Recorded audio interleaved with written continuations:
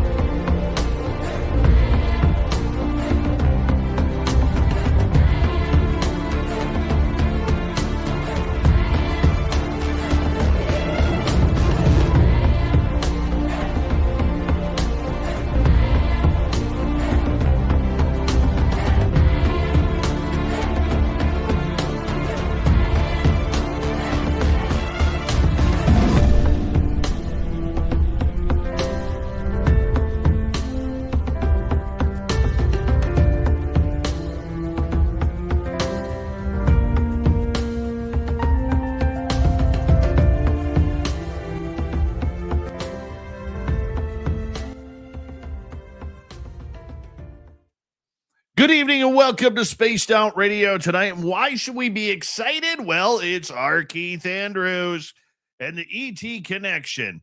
Yet, Keith, our most popular show over 10 years running here on the mighty SOR, and his pork chop sideburns have never looked better than tonight. We're going to get to Keith momentarily, but first, let's say hello to each and every one of you, including Eternity Eternal in the gold medal position. Kitty Caddywhack with a silver, Race Fan, his second bronze medal of the night. They're all owning the podium tonight. All right, let's move it on down and say hello to Necessary Dialogue. Mel WD-40 is here lubing us up for tonight's show because Keith says there's no way I'm doing this show unless Mel lubes up my sideburns. So Mel is lubing up Keith's sideburns as we speak. Thank you, Mel. Don't forget to give yourself a little shot, okay? Moving on down, we have Robert Lamoth. How are you? Little Cam on YouTube tonight, not only kicking off the super chat, and I thank you for that, my friend. Thank you very, very much. That's awesome. Well, let me just write that down. Little Cam. He was speed walking 84 miles in 27 minutes. 84 miles in 27 minutes tonight. Speed walking. Good job, Little Cam. Great job at the gym. T-Bone, my man, how are you? Thunderhead, always a pleasure. Who's this? Roberto Shaheen, how are you? Nice to have you here. We'll get to questions coming up with Keith. So if you have questions, make sure you put them in capital letters. Luscious Jules, thanks for coming on in. Stephanie Kenny Blankenship. And Mama Catherine, there she is. Mwah. I love you, my dear. I love you. I hope you have a great day, great weekend. And I hope you make something special for Super Bowl. Because I want to try your cooking so bad. I really do. My mouth is watering just thinking about it. Hold on. Wow, I got hungry there for a second. Woo-wee. Magnus Vermagnuson, nice to have you here. Trucker Andrew, good to see you. And who else do we have here? I'm like way behind right now. Thinking of Mama Catherine's cooking. I bet. So much, Jake. How you doing? Thanks for joining us. Operation Shutdown. Good to see you. And who's next? Well, it's Paramarv. There he is. Walter Kochabinski, Carol Lamario, United We Stand, and Deanna Ann. Deanna Ann will be signing autographs after the show as well. Line up to the right of the studio, if you don't mind, to the right of the studio. Thomas Rock, good to have you here. Doug Shelby is here. The Doug Shelby has arrived, which means we can officially start this show. Scrolling on down, I'm Hardcore on X. Frankie B, nice to have you here. And Eternity Eternal, East Coast Turnaround on X. Super Crazy, where you been hiding? Ozzy Boss Tiger, nice to see you. J Truth Seeker, Chazmataz, Gorgeous Larry, thank you all for joining us. Let's get the radio side going here. Hold on.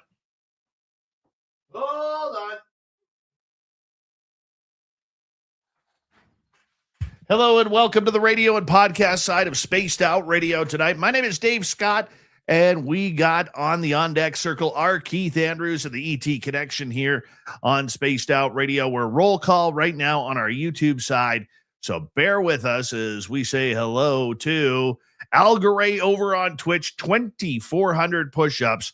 He's trying to say 3 minutes, but it was 33 minutes. He's just trying to make himself look good in front of the ladies on a Friday night. That's what he's doing. Ghost Fixter, how you doing?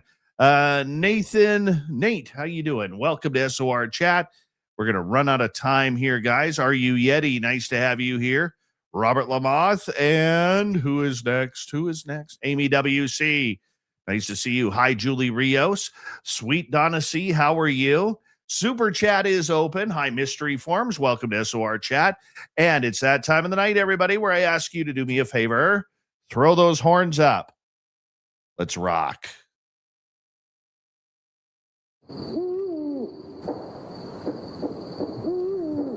Are you ready to hear your mystic voice of the night?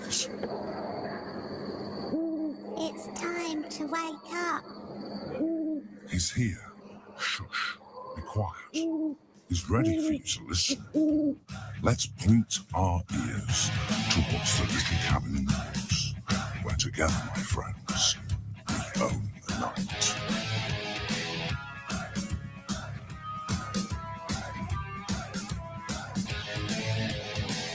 It's time for Spaced Out Radio with Dave Scott.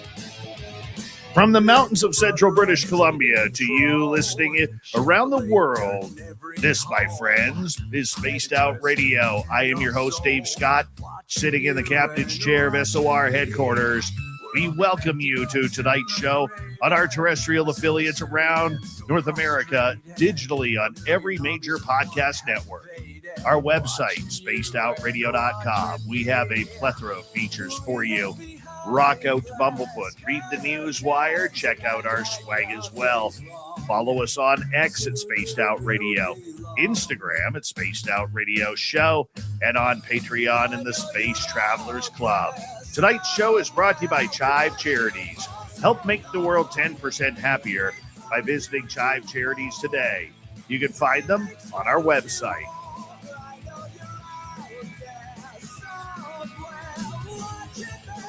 We are going down the road to Wooville.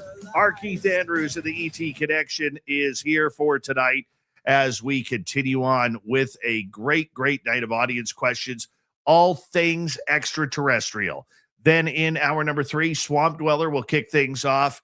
Then Extra Small, Lee Strauss will finish it off with the Q&A. So let's get right to it tonight.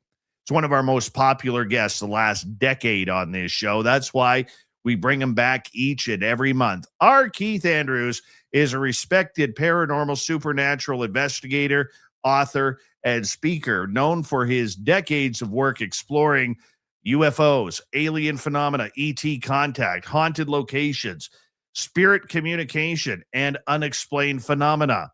With a research style that blends historical study, hands-on investigation, and intuitive insight, our Keith has built a reputation for approaching the supernatural with both an open-minded curiosity and grounded analysis with his own experiences and others as well. Our Keith's investigations, when he is, often focus on documenting credible evidence while preserving human stories connected with each case that he has come to him. Our Keith Andrews, my friend, my brother, it is always good to have you here. How you doing? I'm doing not bad at all. It's been a hectic day, but what the heck? You know, that's just the way my life usually goes. Well, it's always a good time when you are here, my friend. And, you know, our audience absolutely loves it when you talk extraterrestrials. But every now and again, we have listeners on the radio side or the podcast side who are literally saying, who is this our Keith Andrews guy? And how do I get sideburns like him? So let's figure the first part out because that's more important. We don't want to break your secret to your beautiful sideburns. And everybody knows I like good hair and a good beard situation. But you're number one in my sideburn book. Let us talk about you for a minute here. I mean, this has been a lifelong passion of yours, helping people who have ET contact. We know your story about being a lifelong contactee yourself, but why do you like helping people? Why is it important to you? Well, in a nutshell, it's because I'm an empath. And because of the way my emotions evolved, I never really learned myself how to figure out what was enjoyable and what wasn't. Except because I guess the best way to put it is knowing what was under the Christmas tree took all the shock out, all the surprise out of it. But feeling the happiness that other people felt when they got something, it's essentially the same thing.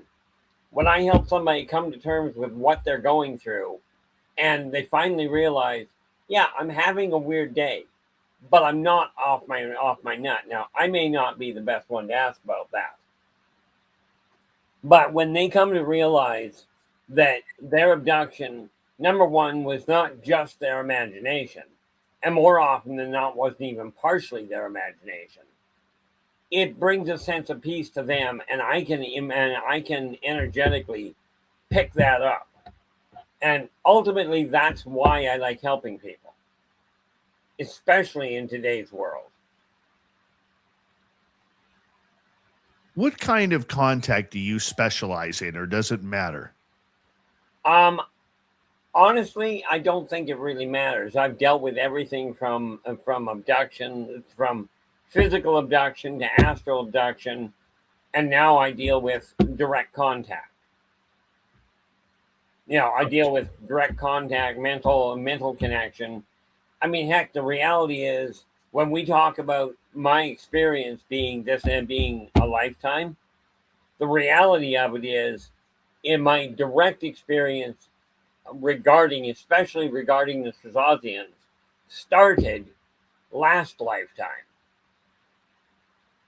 I'm going to ask you a favor before we go any further. I know you don't know you're doing it, but you keep pounding on your desk, which actually echoes through the microphone, man. So I'm going to ask you to stop if you don't mind doing that. But I think what you do is very important, Keith, because there are a lot of people going through their own contact, even their own UFO sightings, and they don't maybe have a support group, or maybe they're not part of a Facebook group or a social media group that they can talk about this. They may not have friends or family or coworkers that they want to bring this up to for whatever reason. And yet there's people like you out there who are going to analyze each individual situation, and you're going to be able to literally help them and guide them with what happened to them. I know I've used you for situations like that, and you've been a wonderful help. Well, I'll tell you, the biggest complaint I have about people's support is I've seen so many even mainstream researchers where somebody will come to them and go, I've had a UFO. I either think I've been abducted or I've seen something. And so many of the mainstream literally tell them, you're just seeking attention. And no, I'm not going to give names. But I mean, it just appalls me that people claiming to actually work in this industry and be there to help are shutting down so many. And when they do connect with me, the first thing I do is go, okay, let's hear what you went through and see what we can pull together. It's not you're trying to seek attention. Because I'll tell you, having been abducted, the last thing anybody wants to do is seek that kind of attention. For you, when somebody comes up to you, I'm going to assume usually they're a little sheepish. They are a little, reserved on whether or not they should tell you what they saw or what they feel happened to them. How does it usually go, Keith? You're correct. They'll try and stutter through it because they're trying to say something and they really don't know how to say, look, I think I was abducted, but I don't want you thinking I'm nuts. Okay. Because, they're afraid that I'm going to do like so many other people and go, oh, it's just your imagination. You had a bad dream. Well, I'll tell you, bad dreams do not leave physical abrasions. That is very true. That is very true. I mean, as you have gone down this path and you've talked to hundreds of people over time, have you ever had somebody tell you a story that just even blew your mind? I think the short answer is yes. I think the one that threw me was I was dealing with a gentleman a while ago, and he calls me up one day and he says, and he explained what he had seen, what he had done, and what he had witnessed. Well, the kicker was he was on the same ship I was on. Okay, I had seen him come in. I didn't get to talk to him while he was up there. But the fact he remembered it, and that was the only guy in my entire life this time that I actually managed to orchestrate. He and I were talking about it, about him getting onto a ship before he died. Right. And he managed to get on the ship. And when he was so excited when he called me up to relay what he had gone through. I mean, that was, from my standpoint, that was likely one of the best. One of the biggest, the big situation of, oh, wow, it actually worked for you. Because so many have asked me, can you get me up there? I don't control who picks us up. So why they grabbed him, I still don't know.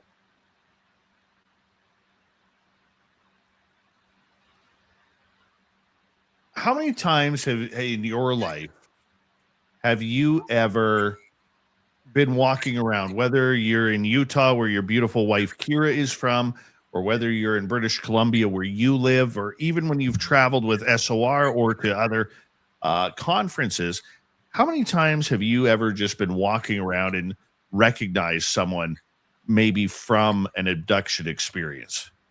Well, I can tell you I've wandered around and recognized people, and we've had to piece together it was from an abduction experience.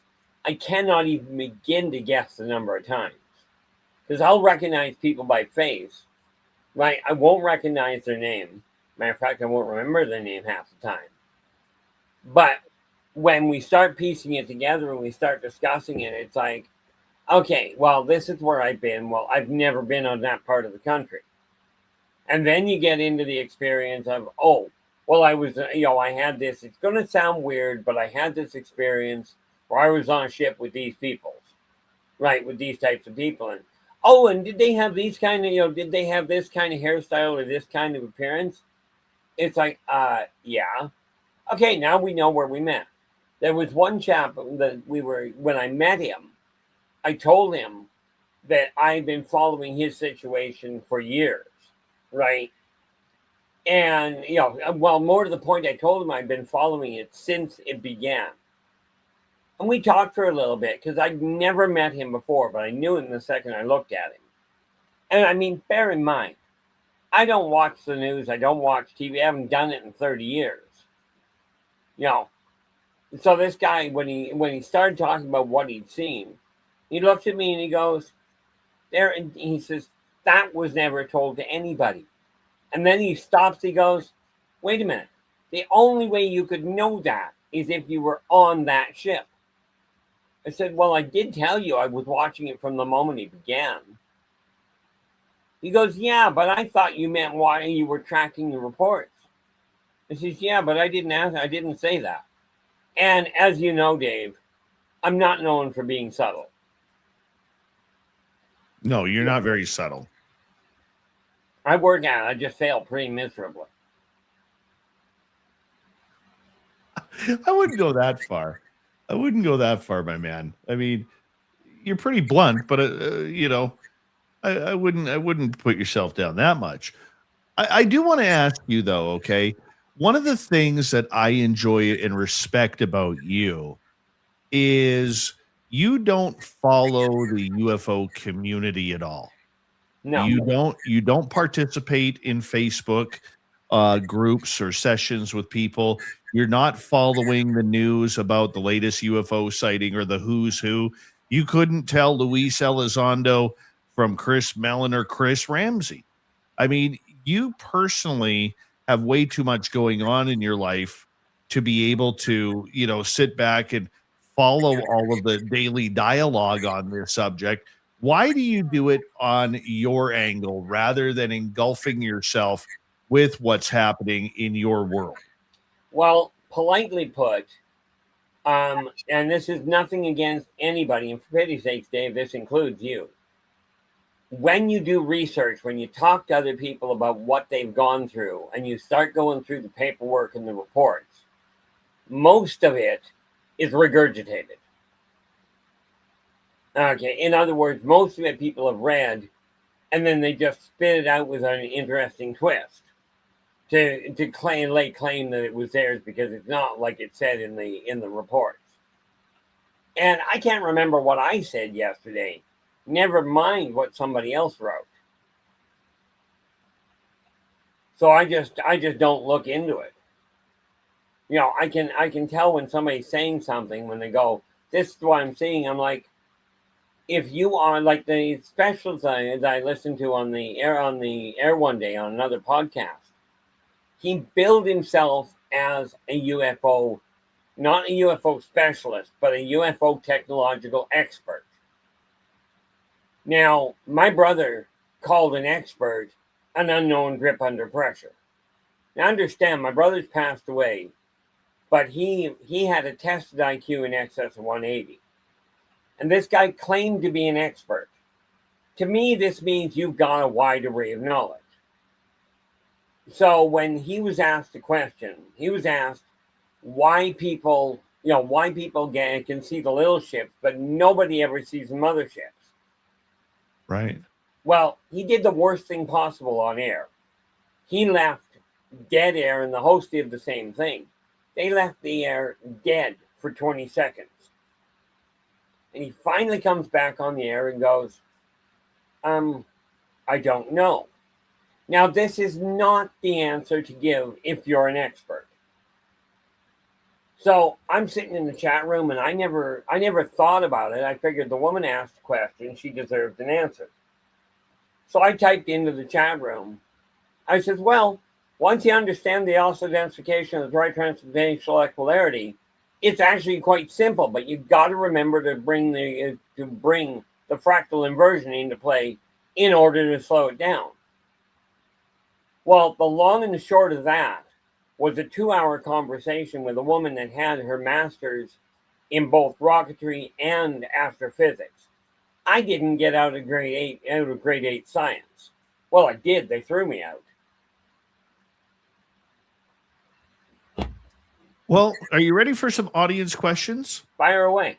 All right, let's get her done. First question of the night comes from Roberto, who is asking, how has the consortium dealt with faster than light travel, warp bubbles, portals, and or wormholes? Well, it really is a combination of those. The long name I gave you is short. I just gave you is called the OTE drive. Okay, that literally feeds on what most people consider as dead air or dead space, out in outer space. The fuel source is right there, which means, and by the way, what we know as the speed of light is not the fastest moving thing. There are things that move faster than light. They don't go back in time at all, but they move faster. And between a network of wormholes, jump points, and what humans call warp bubbles, you can get across the galaxy in a heartbeat. Like it's not this issue of generations to cover from here to Mars. They're coming from the other side of sometimes two black holes, or not black holes, but two wormholes on a network that is just bizarre. If you've ever, and I don't know if any of you have ever studied the patterning of literal wormholes, but it looks the same way in outer space. And with the technology they've got, they can actually navigate to pinpoint accuracy. Okay, where you don't have to worry about going through physical matter, such as a star, this sort of thing. Right.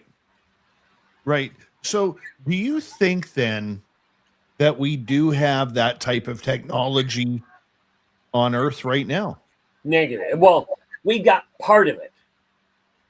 Mankind does not have the technological capacity to run an OT drive. And the off-worlders aren't going to give it to them. Mankind's too volatile for that. Mankind does, however, and in order to get it straight, I'd have to go and reach over and grab my book. But they do have part of a piece of equipment designed for interstellar communication. And for that matter, interstellar transport when they get to it. But they're still trying to figure it out. All right, let's go to another question here. So we got about 3 minutes, Keith. Sure. I'm going to find a short one here.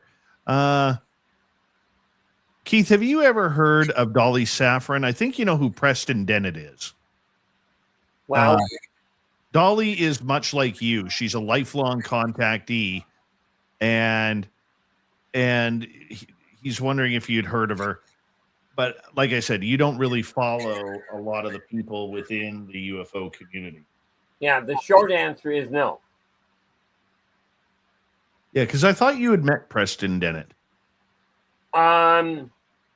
It is possible. I've been to a couple of conferences, and frankly, the one that's most likely would have been when I was in Portland, Maine. Mm-hmm. Well, Dolly tends to believe that aliens are very good for humanity. She's very staunch Depends about on it. who they are. Yeah, I find it a little intriguing to look at Tekla as good for humanity, considering that humanity is high on their delicacy list. I'm not sure how good that is, but I can work with it. At least with certain people. For the most part, though, do you think we have anything to worry about aliens? Absolutely zip. I mean, you can worry. Humans are good at it. But the reality is, aliens, literally, whether they're off-worlder or ancient race, they are just other people in a different kind of car. You've got good ones and bad ones in every species. I would agree with you on that. I would agree with you. So how come if somebody, say, gets taken by good aliens, eventually they will have an experience with the not so good ones? Why is that? Well, there's a couple of things that might happen. One, if you're dealing with not so good, they want to know what the good ones said or what the good ones told the people. Think of it as an involuntary spy setup. You get taken by good aliens, and you have an interaction that goes off really well. Well, the not so good aliens want to collect you up and find out what information was passed on.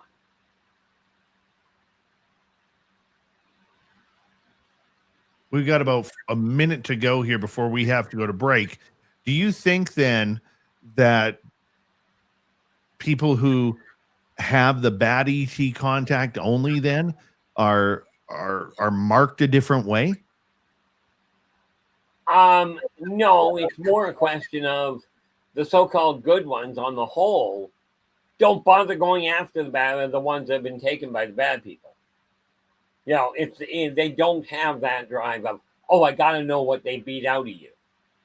They'll sometimes pick them up and straighten out the mess, but that's very few and far between. Keith, Jeremy in our chat room says next time you're in on the East Coast, I believe in Maine, hit him up. He's going to take you for lunch for a lobster roll. Well, much as I appreciate the offer, I went out to Portland to participate in an event. Take him up for it. A lobster roll's damn good, man. Our Keith Andrews of the ET Connection. Here again, we're going to take more audience questions all night long. We got Keith for another 90 minutes.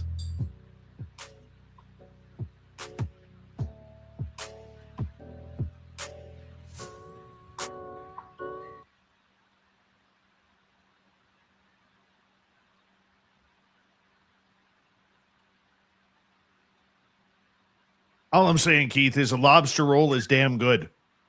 Oh, I like lobster. I don't like the pipe the in it, lobster but I roll. like lobster itself. Jeremy Jones, I would eat a lobster roll with you, buddy. I would.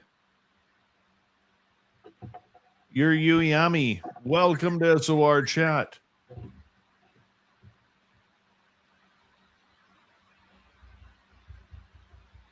Andrew B., how are you?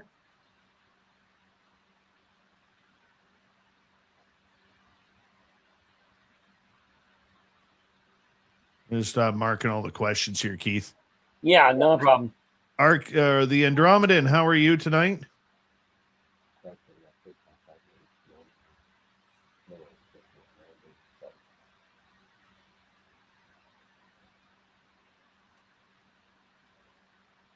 Best lobster I ever had was in when I was at a conference in Provincetown, Mass.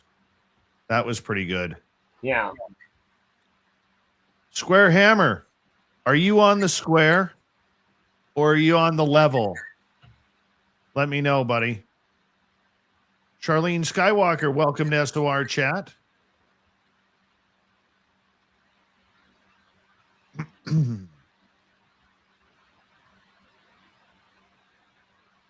Kira, you having fun listening back there?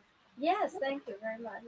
So for a lot of people who don't know Keith's wife, Kira, who is just one of the loveliest souls out there, she is sitting in the background, hanging on out, listening to us tonight. And that was my request because I love Kira and she's just an amazing person. So I thought it would be fun for her to kind of sit around with us tonight. I'm taking credit for that, Keith. Not a problem. All I told her was that that she was asked. Mm-hmm. Well, Kira, I got a big hug for you in September when you guys are up here for CaribouCon. Cool, sounds awesome. Yeah.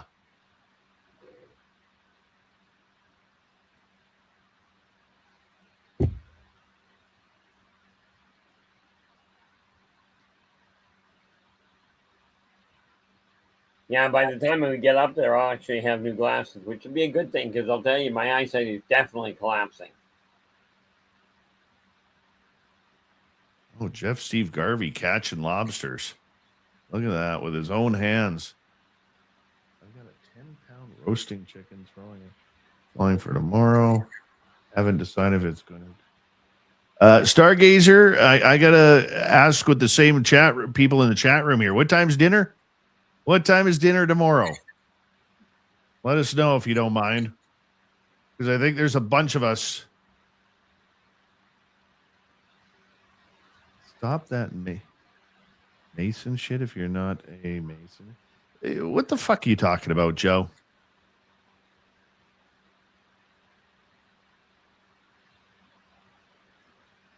Eating lobster is masonry now? Keith does have his own YouTube channel. It's R. Keith Andrews. The letter R, the letter K, the letter EITH, and then Andrews. Yeah. How the heck do you keep up with that? LS, how are you?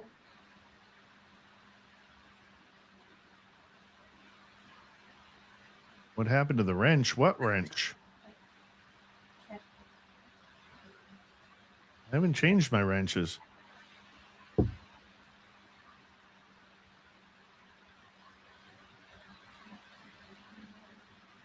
Oh, yeah. Yeah, it's just the numbers. It's just insane. Yeah, I want to go to Dave Schrader's Palmer House, man. I totally want to go to the Palmer House. Trades has a good thing going on there. Now, when we get our YouTube channel going for the Heritage site up here, I want to make sure that all of you hit subscribe because one of the goals that we're going to do there is we're actually going to have that channel running 24 hours a day, 7 days a week.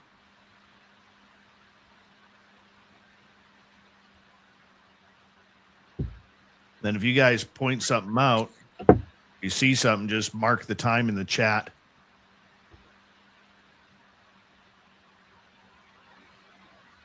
We got about 30 seconds, Keith. Okie doke, I'm here.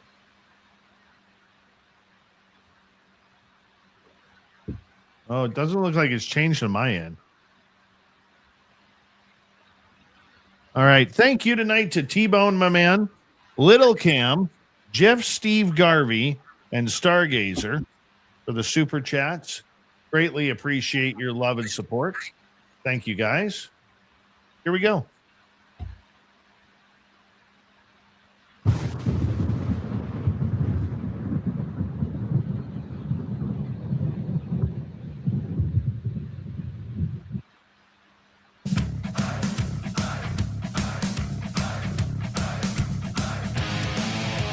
Here we go with the second half hour of Spaced Out Radio. Good to have you with us. My name is Dave Scott.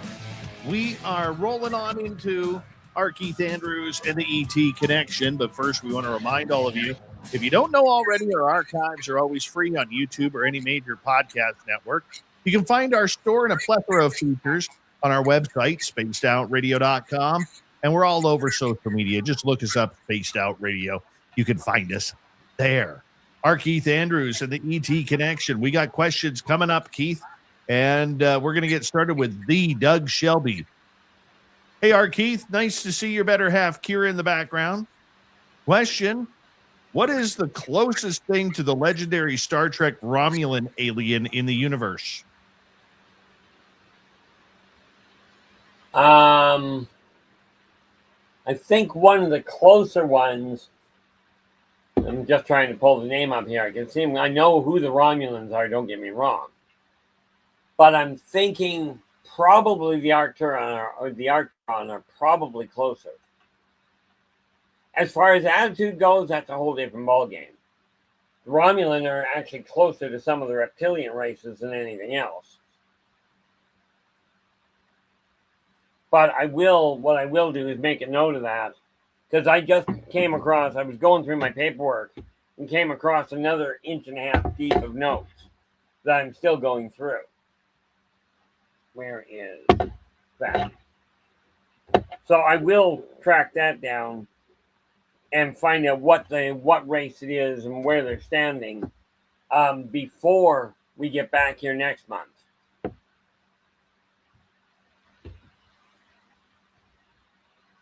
All right. Let me get to another question here, Keith. Let's go over to Super Crazy. What are some of your interests and hobbies that have nothing to do with UFOs and aliens? I know one of them. You paint figurines, like for Dungeons and Dragons.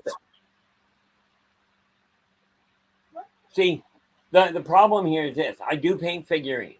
I've got over 500 of the things I'm working on. Right?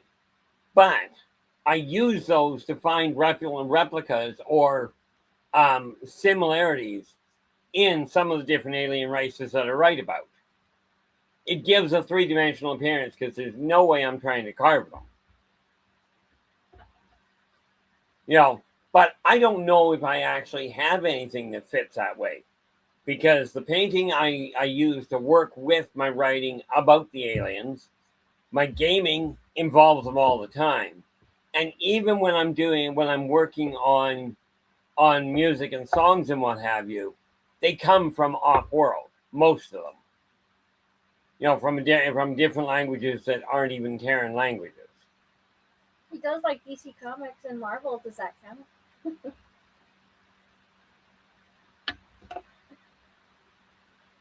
You know, that, so I honestly don't know if I have any that aren't connected. All right, let's move to another question. Let's go to Joe. Keith, can we talk about the bad aliens? And can we talk the bad aliens into just taking the bad people and not bringing them back? Well, the short answer is we can talk to them. Problem: the bad people on Earth aren't necessarily bad people. They may be here to show you what good people are. Okay? Because you got to remember, we'll use the term alien just to help people out. But when you start looking at the bad aliens, most of the species themselves know that the human body is just another vehicle. And sometimes If you didn't have bad people here, you wouldn't know what the good ones were. Although I do like your thinking. And I have considered it quite often going, why not remove the bad people? Well, the problem is the bad people serve a balance point. Even in other species, they serve a balance point. And I know that's really difficult to look at. And do not get me wrong, this does not mean myself or any of my friends up there, or any of my enemies for that matter, condone negative behavior. They simply, in certain cases like the Xynan, they simply explain why bad behavior takes place. Now, some of you may know what the Xynan are. You've seen the alien head pieces that look like they've got almost a heart-shaped head. It's because they have two brains. Okay, but the bad people, if they were to take all the bad people, think of it this way. If you take all the really bad people out of the equation, take them off Earth, what are the good people going to complain about? They'll find something in the other good people to complain about. I know that sounds pessimistic. Unfortunately, it's also pretty accurate. At least in my experience. All right, let's go and roll into another question here, my friend. It's time to go to Super Crazy again. Do you believe in Bob Lazar's account where he says he worked at S4 at Area 51? I could not begin to tell you. I mean, don't get me wrong, I know the name Bob Lazar, but I have no idea what his account was. Yeah, that's how he became famous in 1989, and that's kind of where everybody started hearing the word of Area 51. And so I believe it. I believe his story. I'm still waiting for a certain conversation to happen with a certain person between Bob and this certain person. And if that happens, then I think, it might be fully confirmed. That's what I could say. All right, moving on. Jay is asking, have you ever done visual telepathy to the point where you could see the room around you through your eyelids with your eyes closed and even see a place clearly anywhere in any time or space? The short answer is yes. I have both communicated with people on the other side of the universe, as well as looked back in time to see what went on in great detail of an event I never was supposed to see. And that particular one, well, whether I was supposed to see or not, I don't know. But that particular one I actually had corroborated by military personnel.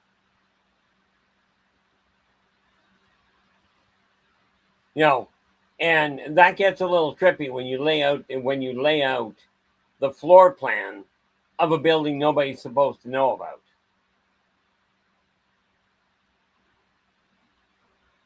But the short answer is yeah, I absolutely have.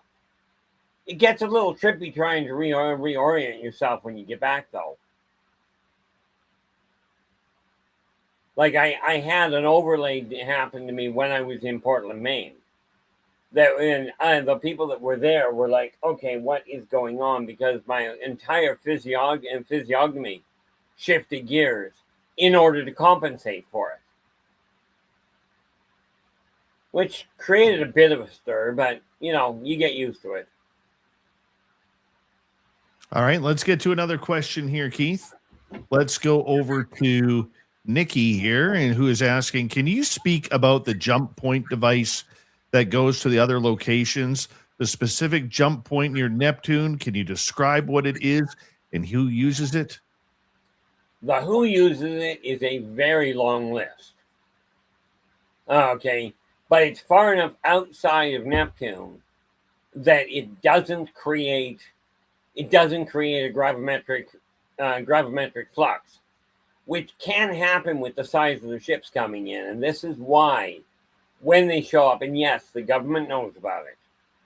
Okay, but it goes, I cannot give you an astronomical positioning, but I can tell you the long route to get to it is taking two wormholes back to back. Okay, and wormholes they're a bizarre run. But you're actually ending up on the other side if I am correct. And I'm no astronomer. Okay, but if I'm correct, it ends up on the far side of the Milky Way. These jump rooms, I have allegedly or seen alleged pictures of where they are. Some of the buildings that they are in. One in particular, I believe it was somewhere in Missouri or Illinois. But these jump rooms have been alleged to be around for the last 40, 50 years. Keith, what do you know about these jump rooms? Remember I mentioned that and I was shown a piece of equipment one day? The guy didn't know what the heck it was. He had tried every reading he could get. And he asked me what it was, so I told him what it was. Told him the what he had to be looking for in the way of an energy field. But these are the ones that you're talking about, ones that are designed for individual people to jump from one part of the known universe. I'll use the term known a little loosely, to another part, without having to suffer from aging or anything else like going through a star. That can be bad for your health, from what I gather.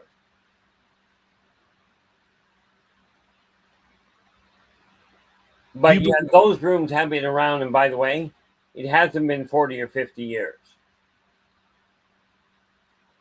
It's been in the buildings that they're talking about. Yes, it's been 40 or 50 years, but the equipment's been here for centuries.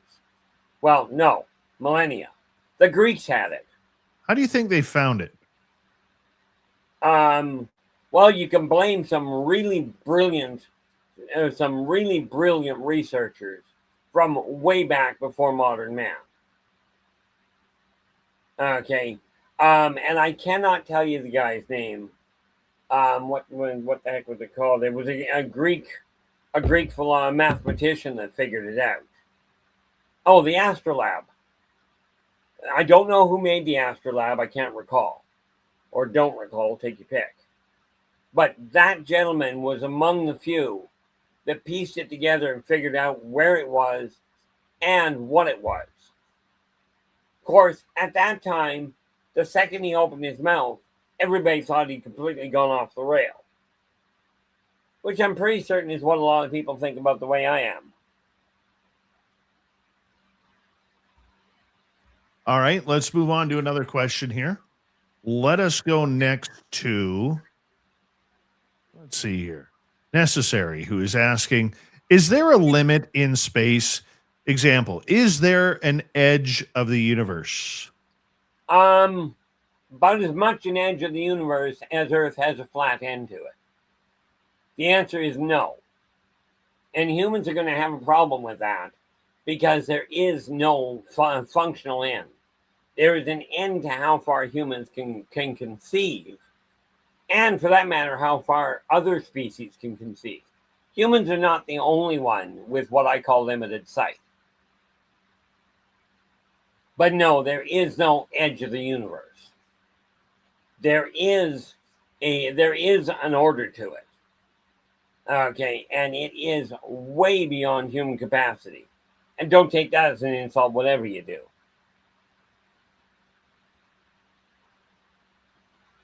All right, let's continue. LS is asking, what about when aliens take children or pets? Should we still not worry? I wouldn't bother for two reasons. One, they're not, on the whole, they don't take children or pets, or people for that matter, for harm. I mean, there are those that do, don't get me wrong. But they are just like human researchers. Pets, children, adults, they're looking for information. And they are certainly, they're putting memory implants. The idea of the implants is to help people have a relatively normal life.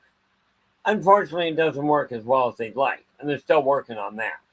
But no, yes, there have been cases where a child has been taken, let's say, out of Missouri, and ended up being returned in London, England, which causes all kinds of panic. But there is no saying. Mistakes happen. These guys aren't perfect, but they are doing their best. To quote a young lad I talked to a while back, and still talk to today. But no, I would not be worrying about it. Of course, the other reason I wouldn't bother worrying about it is because there's absolutely jack you can do about it.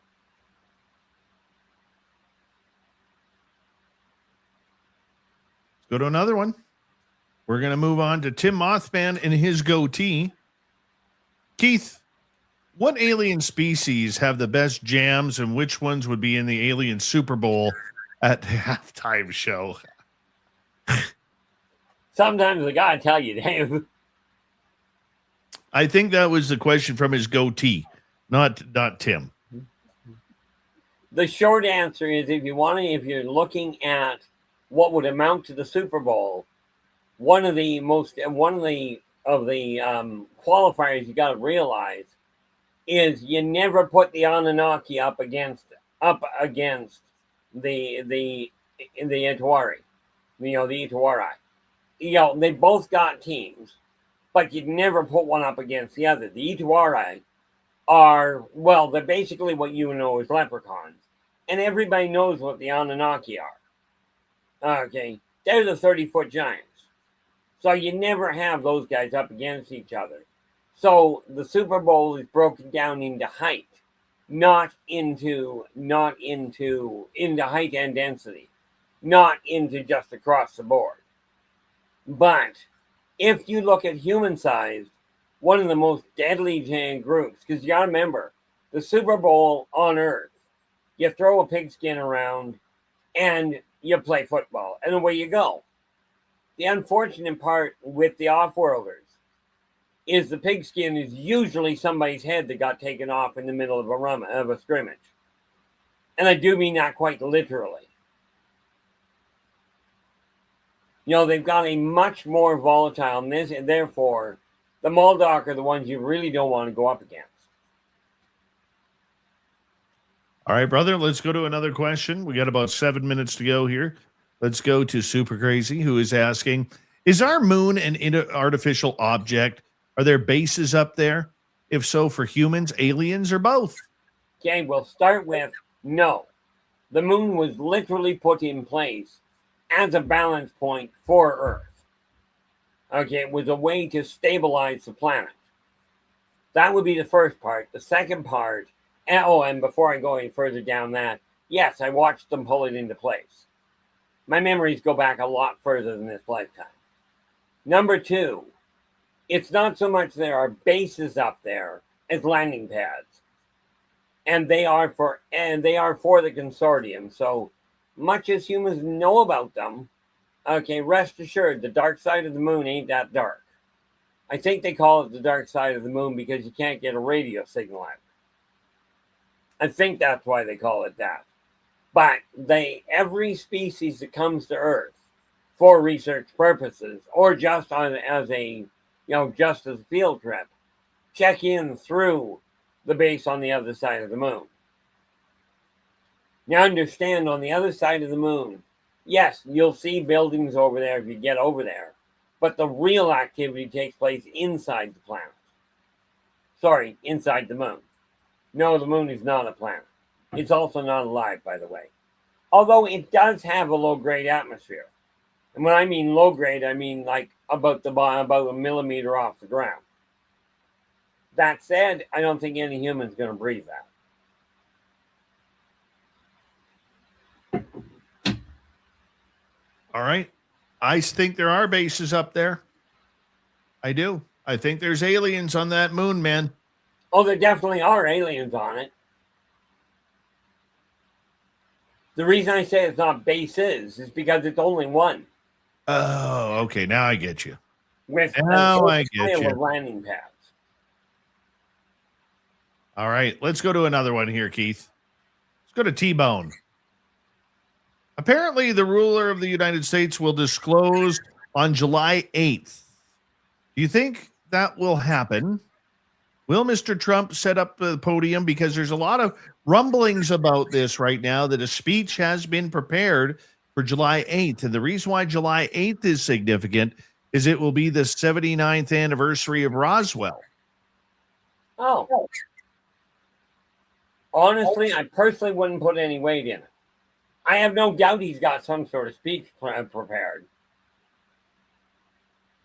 How much veracity will be behind it, I would not personally hold my breath.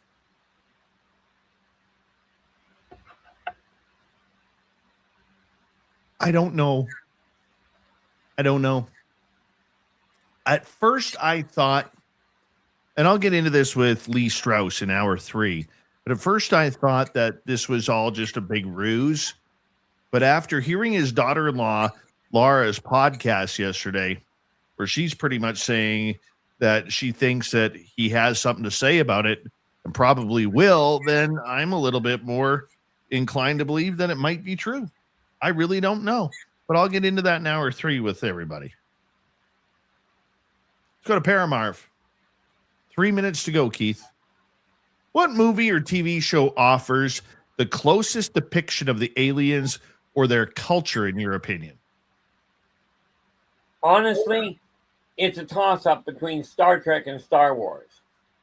Okay, but the intermixed, if you take a look at the different bar scenes, different interactions, and some of the different political arrays, both of those hold pretty solid interaction. I personally am of the opinion that people like Lucas and Roddenberry absolutely knew what was going on. Okay. Cameron is another one that has a lot of input, a lot of insight. Then they may not know where they got it. In all fairness, okay. Much like normally, like, shall we say, the run-of-the-mill people get these images or get these inspirations. They may be getting the same thing. I just don't know. But I do know, with the number of different aliens I've looked at in these different environments, where I've been in these situations, okay, I know for a certainty that they're pretty solid. They're not quite so peaceable as most of them show, but let's face it, you don't want to see a bar fight in an actual off-world setting. Well, let me throw a couple at you here for a second. Okay, what about the 80s TV show or docuseries V, where the reptilians were hidden under fake human skin? I love that, and that is a great movie, great series. I enjoyed it thoroughly. There's only 2 problems with it. They're not the only reptilians out there, and the consortium has absolutely forbade anybody, any species, to come down onto any developing planet and take over a prime position like a monarchy or a corporate leader, a corporate leadership. Okay. Now, there's no question what they were showing what they showed in the way they eat was absolutely on the money. Okay, and just like you remember the one, I mean, clearly you saw V. You remember the one chap that was really kind of out in left field, kind of a gangly looking guy? I don't remember what his name was. But there was one guy that was a complete misfit. It's been so long, man. So long. To me, with my experiences, V was very realistic to me, but Close Encounters of the Third Kind is still, to me, the best alien/UFO movie out there. That one is the original Close Encounters of the Third Kind was absolutely, in my experience, bang on the money. V was a fabulous movie. I thoroughly enjoyed it. But Close Encounters of the Third Kind was, bar none to me, that was the mark that nobody's been able to hit since. Although they did come close with Arrival. And on that note, we're going to take a break. We're 1 hour down. 1 hour to go with our Keith Andrews and audience questions for the ET Connection. We love it when Keith is here. It's always entertaining. Hope you're enjoying tonight.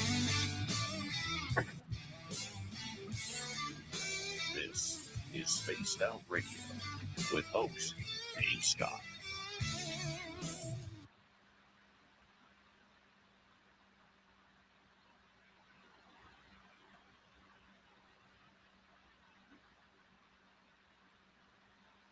All right, Keith, going to take a quick break here. I'm going to put you in the green room and I'll be right back. Okay.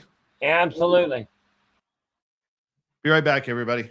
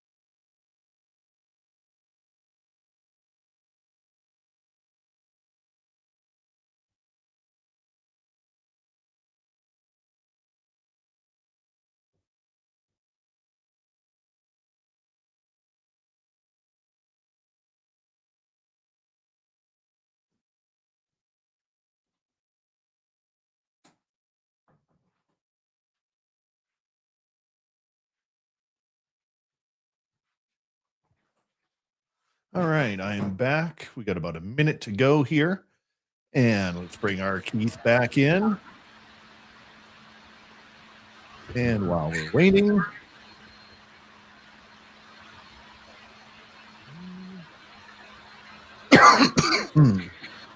excuse me.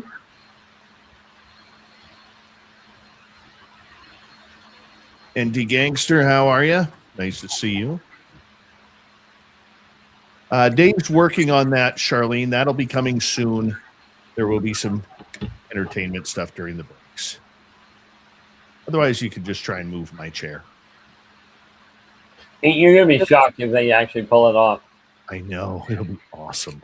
Thank you tonight to Stargazer, Jeff, T-Bone, and Lil Cam for the chats. Greatly appreciate it. We're coming back in 5 seconds, everybody.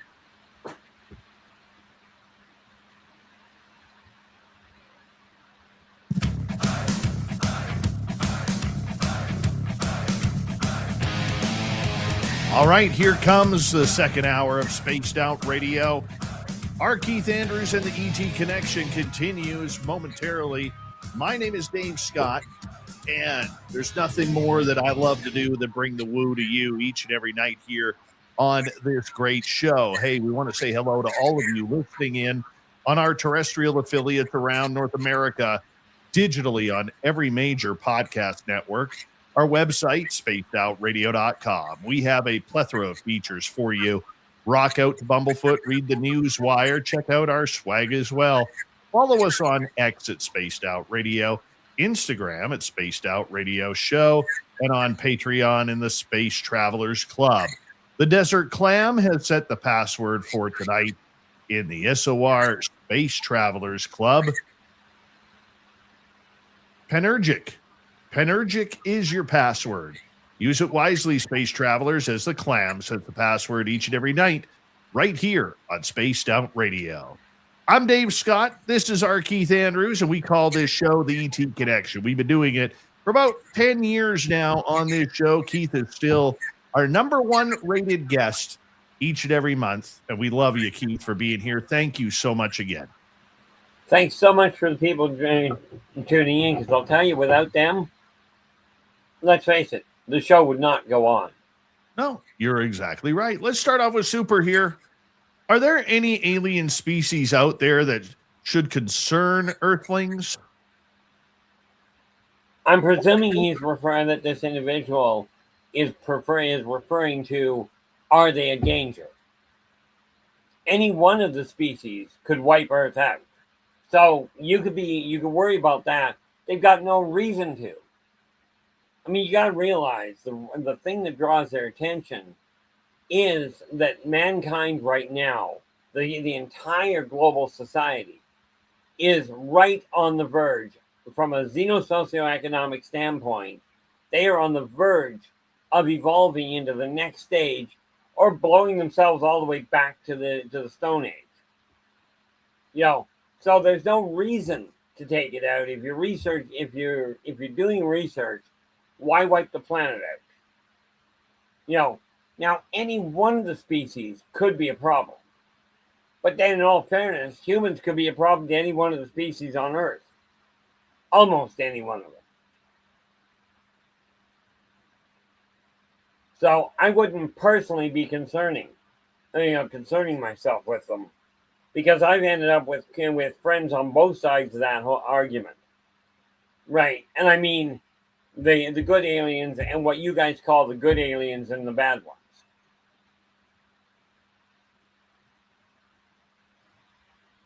All right, let's move on to another question.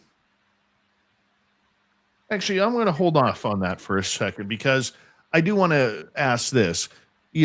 Keith, when we listen over the last number of years to this subject, as it's become more political and military based, about disclosure and everything, one thing that we have heard a lot of is this so-called threat narrative. Now, personally, I've never bought into the threat narrative, because the one thing that we do know about governments around the world, that is, threats equal budget.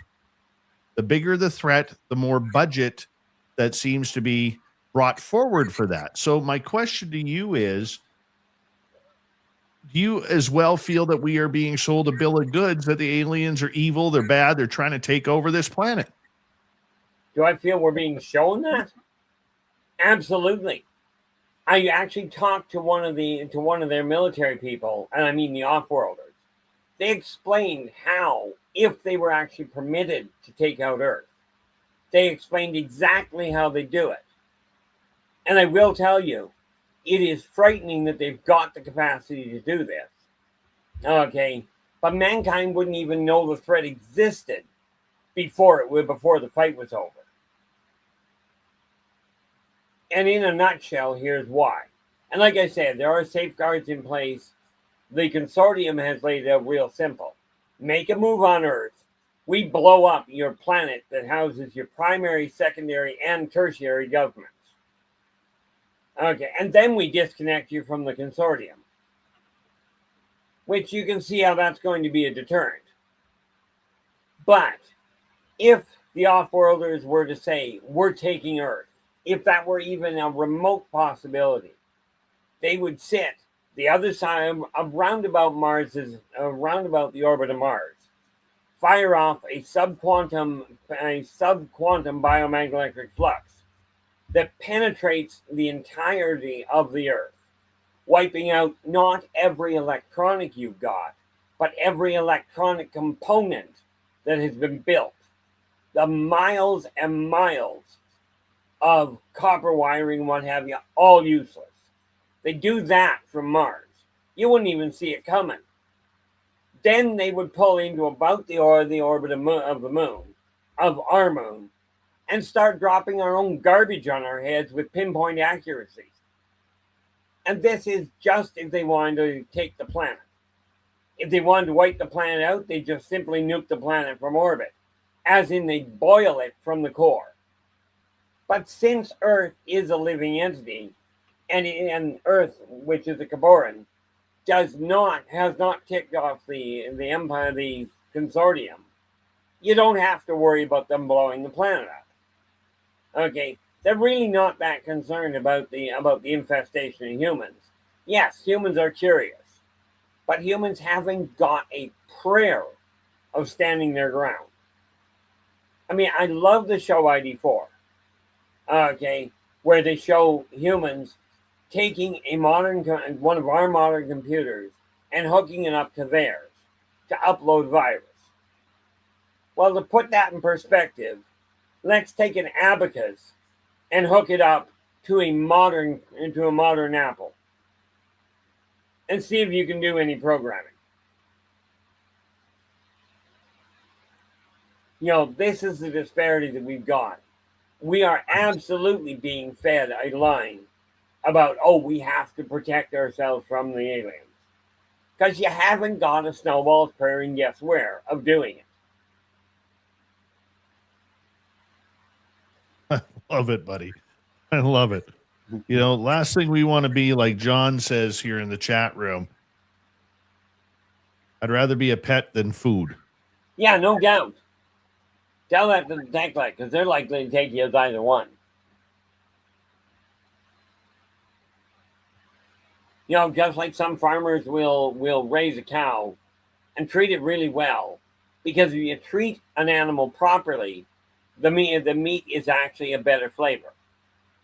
Now, I'm the last one to talk to about flavor. My taste buds kind of have trouble deciphering cardboard from cardboard. You need to eat more bacon. That's all I'm going to say. It's all about the bacon.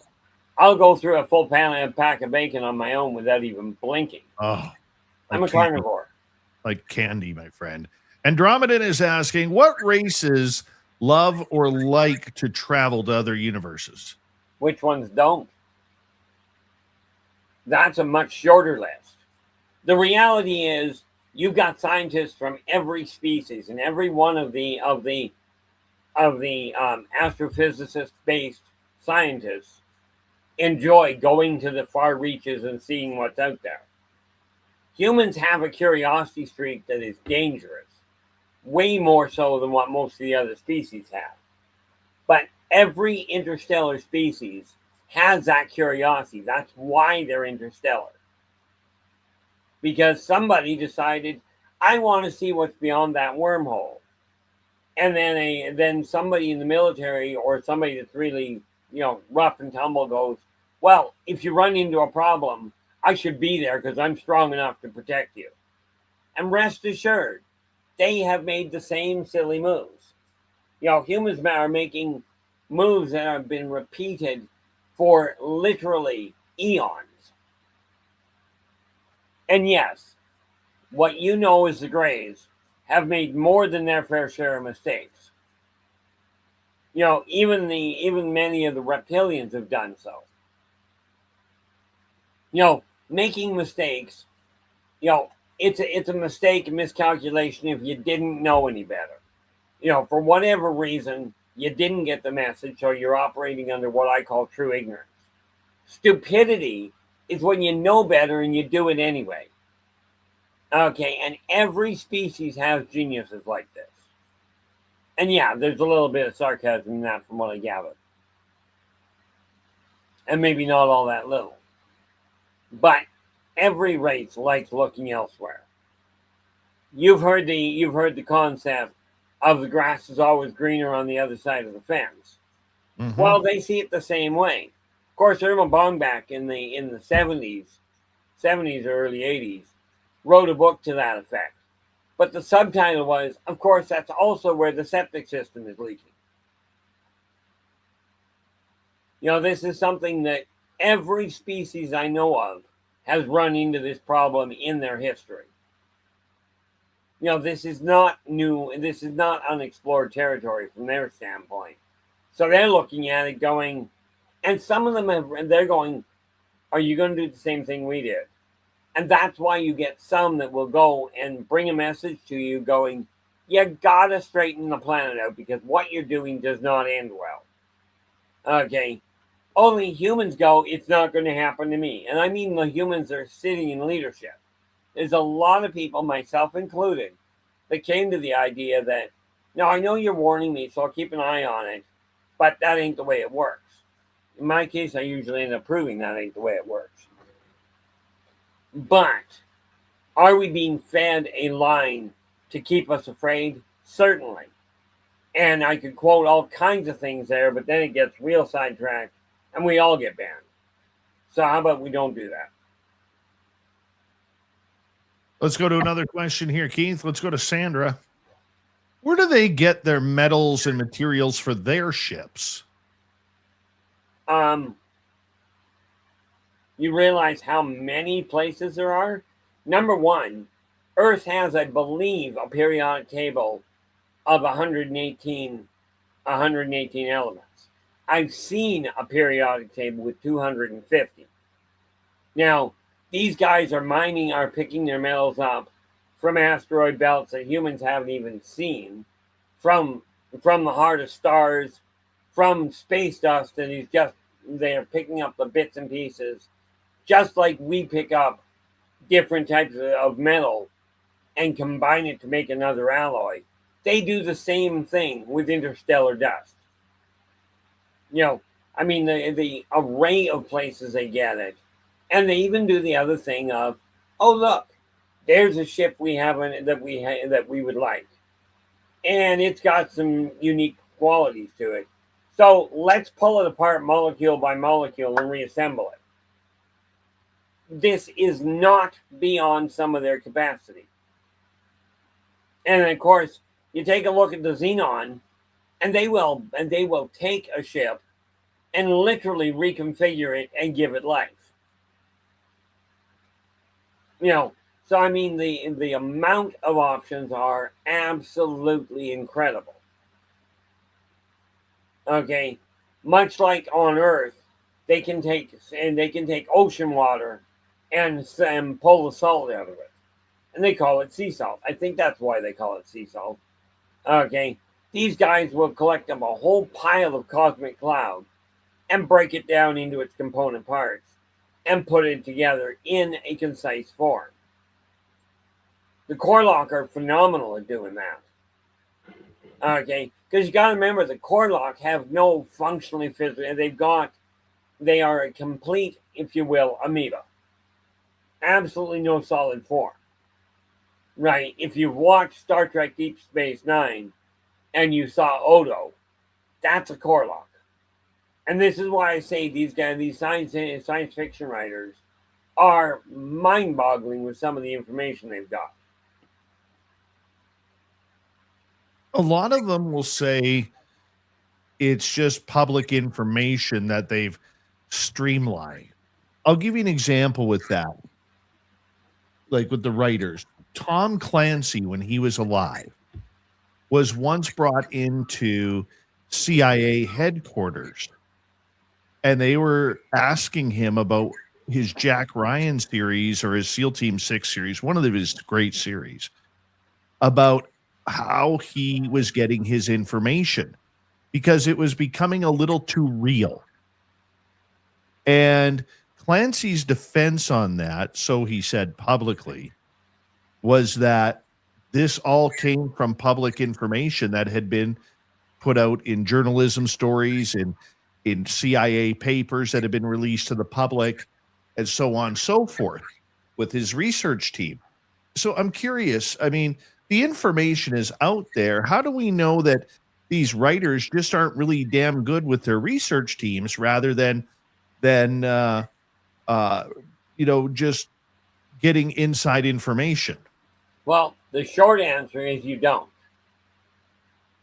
Okay, but you understand with that soliloquy, you understand why I personally question my own sanity half the time, because I'm sitting on this information going, how is it possible I'm pulling this information? Because Lord knows I don't study.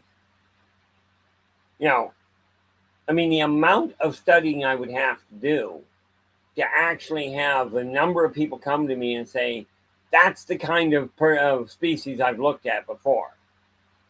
Okay, and there is the argument that people make that I'm making it up as I go along. I'm just taking pieces and just letting my imagination run wild. Well, I like the idea, and it does stand to reason. I question my own outlook, but is it possible it's just by research? Certainly. But then you got to ask the backup question. Where did that original research come from? Where did they find the information? All right, let's move on to another question, Keith. Let's go next to Super Crazy. What do aliens think about love? Is it more cosmically significant than we know? Way more. Love itself is something that was designed, quite frankly, back at the beginning of time. It is what humans call that, if you will, that magnetic pull to find your, as humans call it, your soulmate. The ironic part is they're not actually that far off the beaten track. But love itself was designed as a magnetic pull for people to come together. Okay, and I don't mean come together so you can have kids, because there are people that absolutely are in love with, and I don't mean this in a negative fashion, so let's not put any twisted concepts to it. There are people that are absolutely in love with their horse, or in love with their dog, or for that matter, in love with their aloe vera plant. Okay, all of these are life forms that can be drawn together by what humans call love. Of course, the ironic part is that same magnetic pull, and I'll use the term magnetic for lack of a better term, is also what drives people to jealousy, anger, violence. You get the picture. Okay, it's that possessive streak, and rest assured, humans are not the only ones that have it. There are species that will blow up a planet because their paramour jilted them. Now, I think this is a little extreme personally, but hey, what the heck? All right, let's continue, Keith. Lots of questions here. Let's go to Aussie Boss. All right, Keith, are there any tiger-like aliens or feline-like aliens out there? Well, we'll start with the Lyrans and go to the Laborians. That's the two right off the top. Okay. And I think it was Niven that identified the Zinti. And these are species that absolutely are there. Okay, Laborians have an average life, and by the way, the Laborians are actually on Earth. There's not a lot of them, but they have an average lifespan of about 360,000 years, 360,000 Terran years. Right. Okay, so from human standpoint, they're essentially immortal. But yeah, there is I know, and I can't tell you the name right off the top of my head. There is a lion-maned race and species as well. And the reason we call them feline is because they look like Terran felines. Same as reptilians look like Terran reptiles. This does not mean they behave the same way. Let's continue, Keith. We got about 3 minutes here. Let's go to United. What would you say is the most common trait mankind shares with aliens, Keith?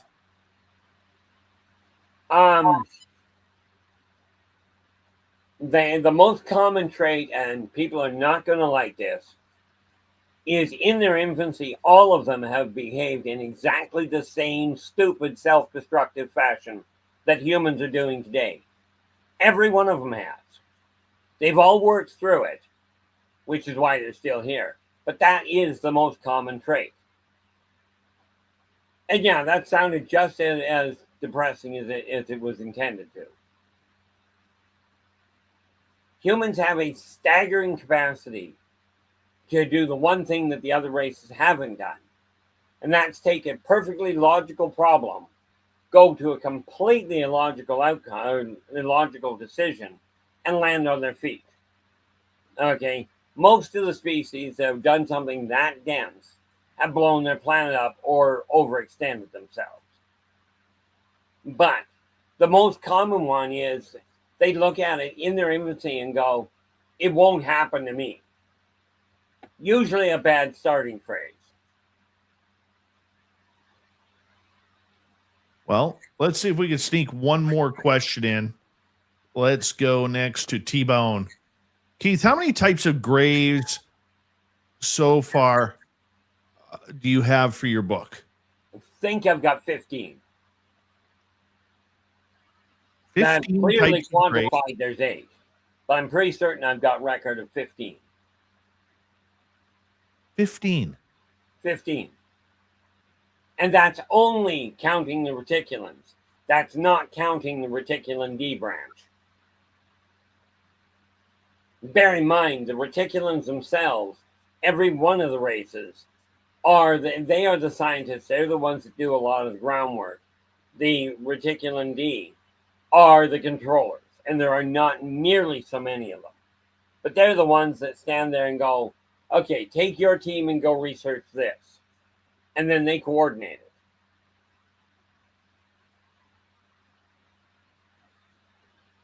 it. I didn't expect that. I didn't expect there to be that many. I think right now that I've clearly identified, and it's going in the little booklet that I'm putting together, Meet the Reticulans. But I think I've got 8 that are clearly specified, but I'm pretty certain I've got 15. All right, buddy. I'm going to get you to hold on right there because we are going to go to break at the bottom of the hour. Our good friend R. Keith Andrews and the ET Connection continues on Spaced Out Radio for another half an hour with audience questions. I love it when Keith is here. It is so entertaining.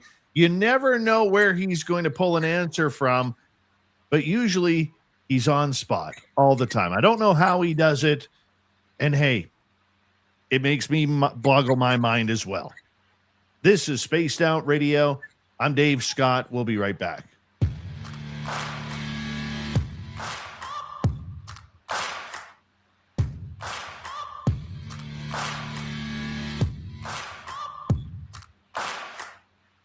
You're listening to Spaced Out Radio with your host, Dave Scott.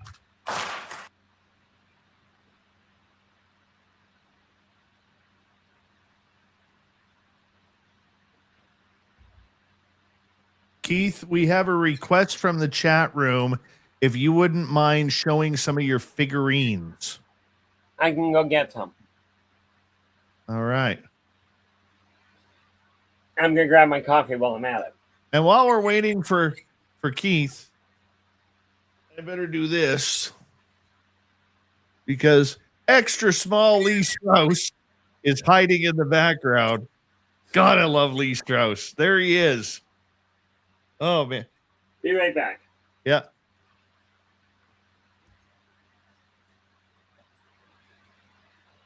Let's bring Lee in. Lee, do you want to come in quickly for a hello? Give me a thumbs up if you do. All right. There he is, everybody.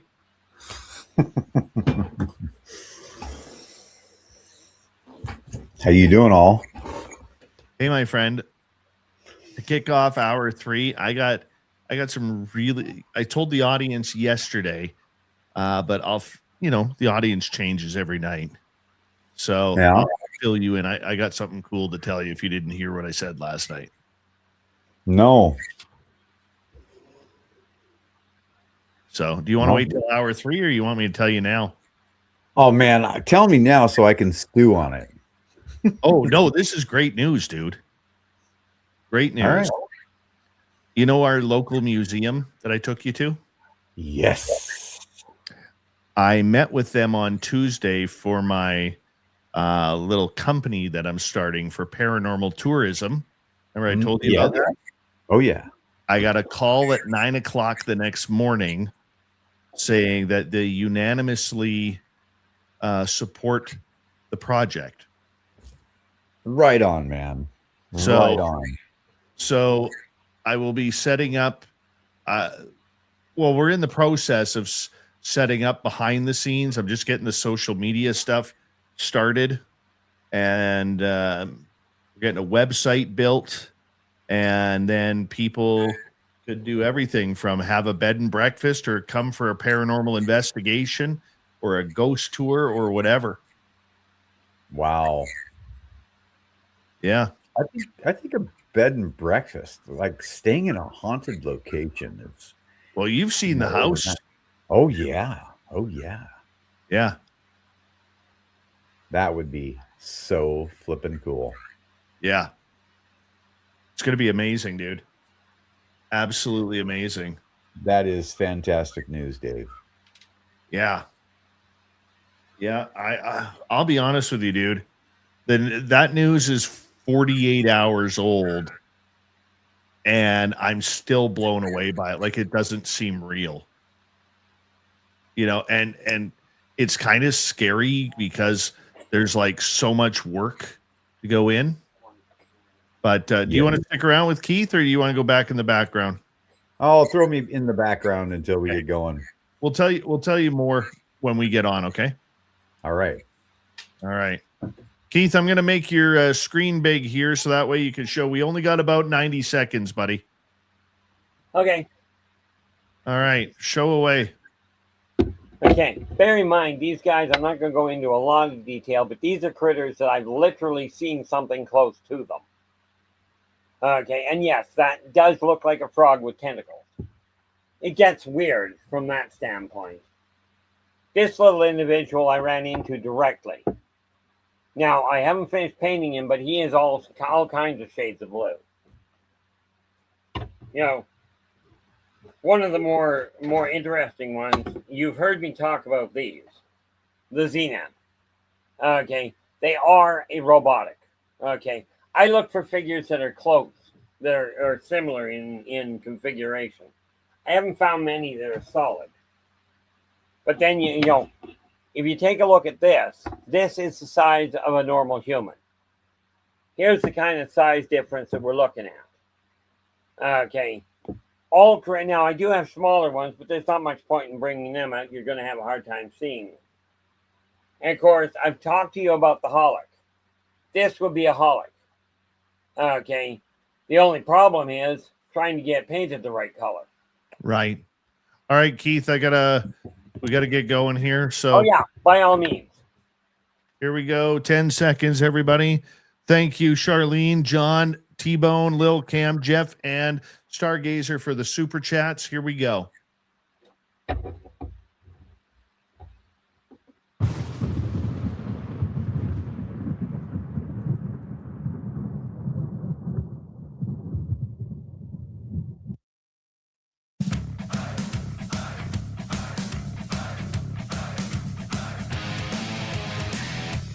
The second half of Spaced Out Radio's kicked off. Let's go straight to our Keith Andrews of the ET Connection. My name is Dave Scott, and we're taking audience questions right off the hop here. So, Keith, well, are you ready for more questions as we get going? Fire one ready. All right, let's go to somebody who hasn't asked a question yet today. Let's go to Nicole. Do any of the ETs disclose humans exist to the rest of their home world, or do they keep us a secret? Well, the fact you're asking, do any of them, the short answer is yes. But the massive majority, they leave humans being a mythological creature. You know, if you will, we are the cryptids or the aliens. You know, there's no way a planet can exist with this much infighting and still have people and still have the society evolve. So, yeah, there are some that absolutely keep them quiet. Because you'd be amazed how much of a black market there are for human pets. And yes, some people are taken for literally that purpose. Let's continue on. Blue Cruz is asking, have any of the off-world races explained the cost of building an individual spacecraft? The short answer is yes, but I don't know if it's going to translate well, and I can't give you the specifics. They work in man hours.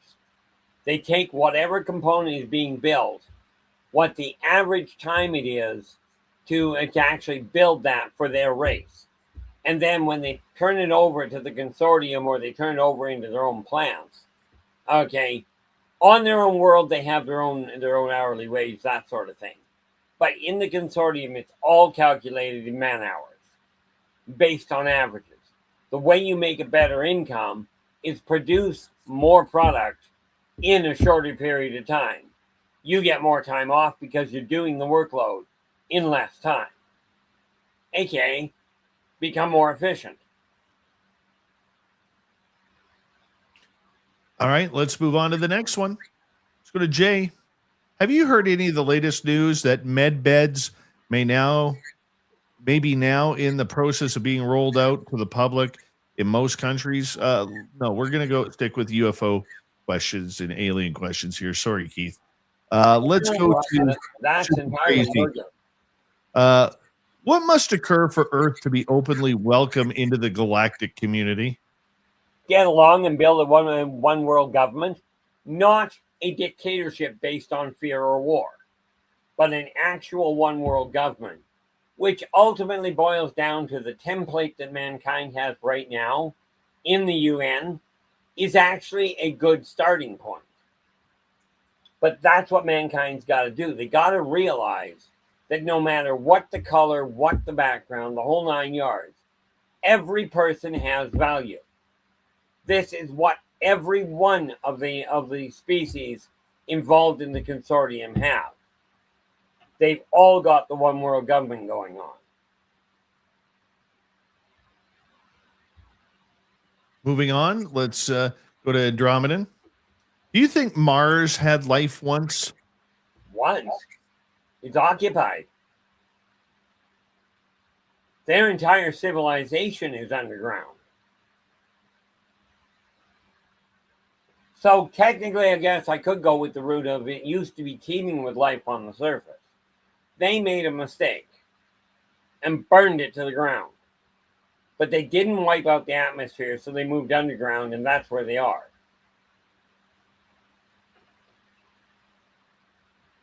Oh, and by the way, well, scrap the think. I've been there. And you get to do with that what you will. Super Crazy's asking, will you go to the movie theater this summer to watch Steven Spielberg's new UFO movie, Disclosure Day? Now that I know about it, I'll keep an eye open and see if I can fit it in. because I've always held UFO shows or dinosaurs should be seen on the big screen.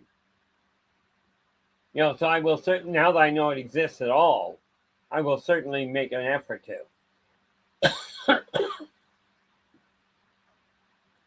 I can't wait to see it. I'm not gonna lie. I really, really hope, and I know it's not. I know it's not, but I'm really hoping that it's like a sequel to Close Encounters of the Third Kind. And the last month that you were on in January, we talked a little bit about this, about how in the trailer to that movie, the clicking sounds were in there, the type clicking sounds. And that still trips me out. It's a conversation that I will continue to have after hearing it with my own ears once and only once. But I know that was trippy. That was awesome. That was awesome. But I'm really hoping that it's like not a continuance, because I know it's going to be different characters, different scenes or whatever, but I really hope that there is some sort of, not montage, but some sort of feeling. I'll call back to it anyway. Yeah, some sort of feeling that it is like a sequel, like 40 years later, So, I mean, technically, the young kid involved could well still be alive, and they may well cast him in it, at which point it would be fantastic in my eyes. Let's go to Nikki. Do you think humans are mining other planets? The short answer is yes. They're just not telling you about it. I mean, heck, I know for an absolute certainty that there are at least 3 other planets inside our solar system that NASA knows about. Okay, that they're not telling you about. I know they've got it because I've got the ephemeris pulled off of a site that was linked to NASA. But yeah, there's no question they're mining. They're doing all kinds of experiments and all kinds of joint experiments, both on other planets and like close, right? Or in space stations that are run by multiple governments that seem to be at war with each other down here. And I call it seem to be because it's a shell game. Don't get me wrong, I feel for the people that are dying from them. But yeah, the humans are mining on other planets. And no, I cannot prove it. Sorry, that's above my pay grade. John is asking, what's the most dangerous alien species? Oh. Now, I don't know how to quantify that. Because of mankind's propensity to do what it does, they have the potential of being one of the most deadly. But if you're talking hand-to-hand combat, your Muldock are not a nice group to deal with. You take a look at the Archon, they are literally a one-celled entity that grows into something that eats planets. This is not necessarily going to be good for somebody's health. Every species has its strengths and has its weaknesses. So it depends on who you are.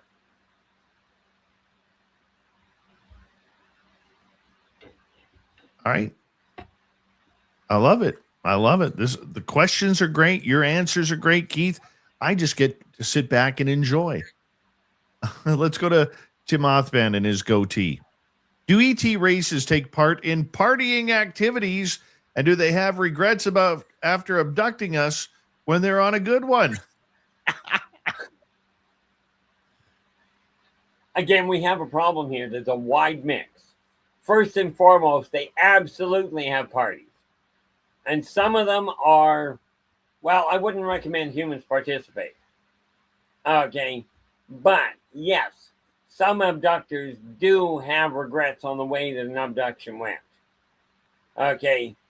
I know of a few, and I'm not going to tell you which ones. I know of a few that were very well known. Okay. Where the abductors were very unhappy with the way it all went down. And there was a lot of regret. And yes, you guessed it, therapy to deal with it. Okay. Picture, if you will, kicking the stuffing out of your pet dog because you lost your temper, you got frustrated. And then you feel guilt-ridden that you did it in the first place. They have the same problem. Just different shaped dog. All right, let's move on, Keith. As our next question comes from, let's go to Colin. Keith, do any of the off-world races talk to you about your endeavors here on Earth? And if so, do they support your quest? Honestly, the short answer is yes. And they definitely support it because I do the same thing on their worlds. You know, the fact of the matter is, when I talk about us all being connected, I'm not referring to just humans. I'm referring to every species I know of. We are all interconnected. And I mean, I was literally on site helping deal with the Xenon's intention of wiping out every corporeal, every biocorp, bionome, because they didn't think it through. They rely on bionome natural evolution for them to come up with ideas for an evolution of their own. So yeah, they definitely support the idea. Of course, they do follow it up with good luck with that.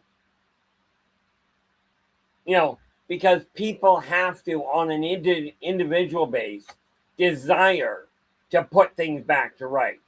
And way too many at this point are caught up in the immediate gratification and greed thing. Not to mention jealousy not being a good setup. But yeah, I get a lot of support. I get a lot of questions as to how I tolerate them. I look at them and go, a lot of coffee. All right, let's move on for another question here, as the next one comes from Blue Cruz. With each abduction experience, are you guaranteed a form of protection from bodily harm? No. Nobody guarantees jack, and here's why. They can only guarantee that they won't intentionally do something to deliberately cause a problem. Okay? They cannot guarantee their efforts won't have a negative side effect. And they certainly can't guarantee that people are going to do what they're told. In my case, you might just well write the option off. Because the odds are I'm not going to pay attention to you. At least, depends on what it is. But you take, for instance, the vegans. Vegans do not intentionally hurt somebody. But because they've got no pain center at all of their own, they do not have anesthetic.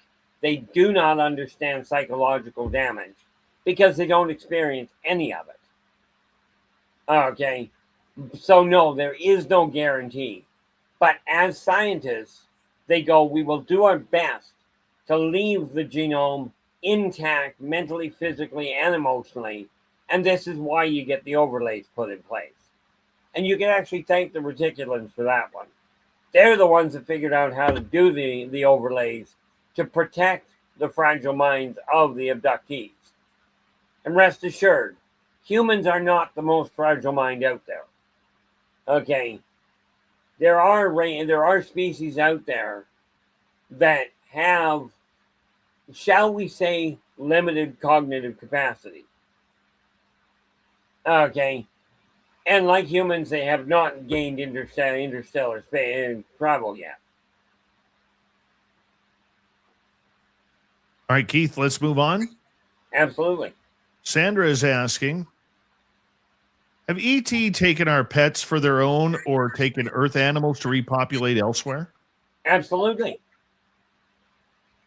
How was that for a short answer? That happens quite regularly.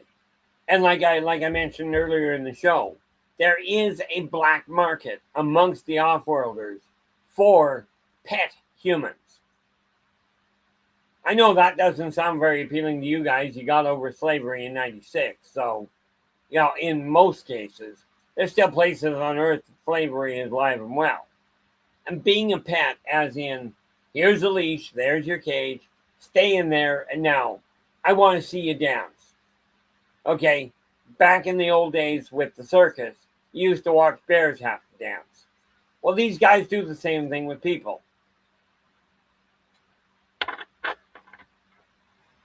Okay. Like I said, anything that humans do, the odds are off-worlders are doing something of a similar nature.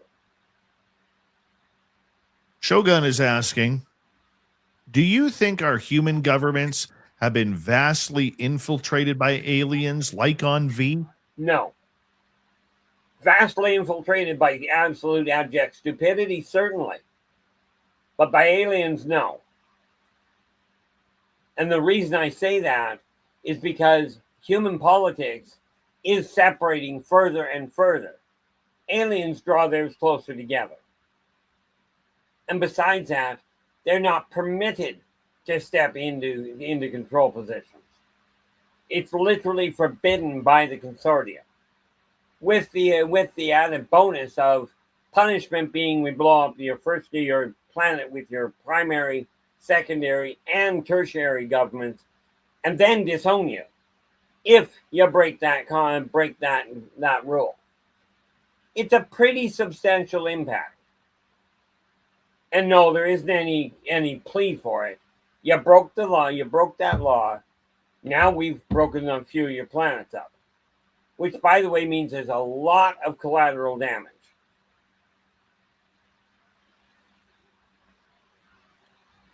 Let's move on. Let's go next to Blue, who is asking, who are the younger or the youngest off-world races out there right now? I couldn't even begin to guess. Okay. Some of the off-world races. Well, the Moldok aren't exactly an old race, but I really don't know which ones are. I can tell you who the oldest ones are. Okay, the Zerziks are absolutely one of the oldest species. Okay, but I have no way of telling you the newest ones are, because the newest ones are literally coming in at the outskirts. We get new ones here. Okay, and I can tell you some of the newer ones have shown up on Earth, not the least of which was the Spare Knocked In. Spare Knocked In are a wonderful little group of people, but they look like button mushrooms. And rest assured, they're not happy when they end up in a frying pan.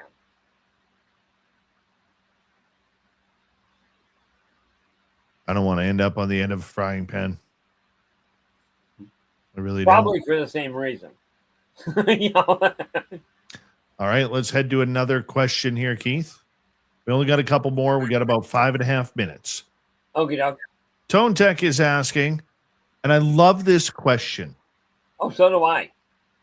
We've never, in 10 years of doing this, nobody has ever asked this question. And that I will vouch for. And that question is, what is the White Room?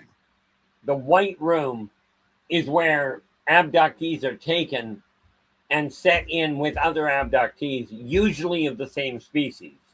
So they feel a little bit more in a familiar setting. It's deliberately laid out for humans to look like a hospital waiting room. Okay, a hospital waiting room or a government waiting room where you have people sitting on benches and just waiting for their number to be called. This is deliberately done so humans have some point of familiarity that they don't go into absolute panic for. And yeah, they call it the White Room because they don't put color in it. They don't understand entirely how humans function, but they do know that if you color it all white, all white or off-white, it tends to leave people with the ability to talk to the other people in the room who they don't tend to dress in white, so you can see them. Okay, but that's what the White Room is. It is literally a waiting room designed with human psyche in mind to give humans an idea a feeling of familiarity.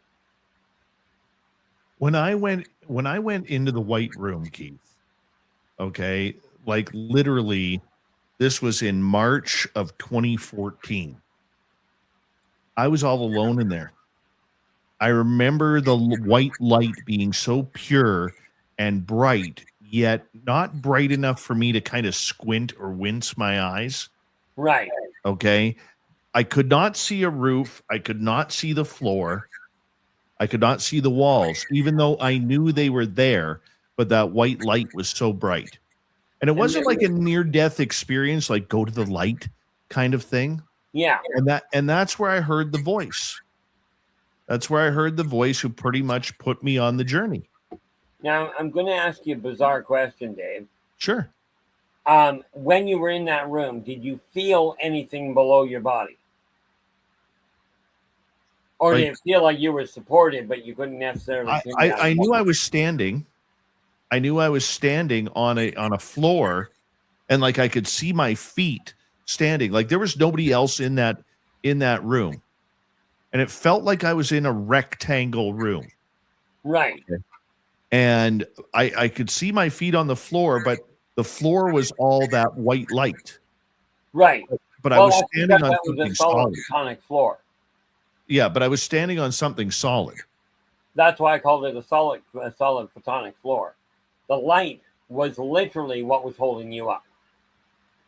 And this is why, like, I specified one. There are a number of different variations, but the purpose is the same thing. It's to make it feel like you're in a waiting room of some sort. Mm-hmm. In your case, you were the only one involved. But that floor was glowing, that bright, because the whole room is made out of manipulated photons. Well, a mix of photons and gravitons. Okay, in order to keep you stable and feeling like you're not just drifting. Yeah, it was so interesting, being in there, and the fact, and I don't know why. I've known you for almost 11 years now, Keith. And I don't know why I've never asked you that question. So the fact that, our guest, Tone Tech in our chat room asked that question, it caught me off guard in a great way. Like it kind of got me a little excited. I don't think I've ever heard that question ever. As a matter of fact, even with people coming to me, nobody seems to ask about what the heck is the white room. Yeah, it was a fantastic question. Thank you for that. Keith, we got about a minute to go here. Let's sneak in one more question. I need a quick answer here. Does the ET Consortium have a working intergalactic police force? The short answer is yes. Okay. Their intergalactic police force handles consortium space, but leaves the individual species to their own government, unless there's an intergalactic criminal, if you will, that is running and ran to another planet.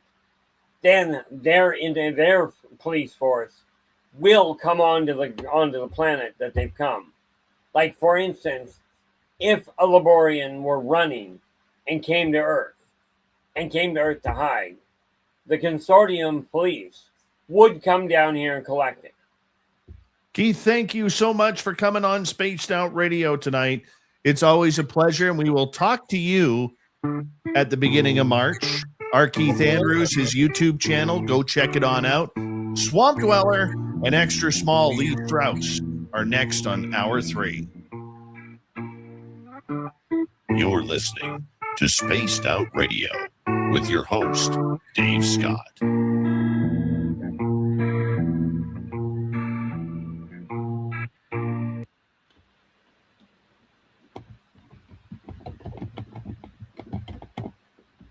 Great job tonight, Keith. Great job. Erica, just to answer your question, the white room, now I've never had a near-death situation, but in my opinion, the white room that I was in, at least for the ETs, it was about wonderment and and questions. Like it felt like it was very questioning, not in a, like I was being grilled or anything like that, but it seemed like a room of knowledge that was coming.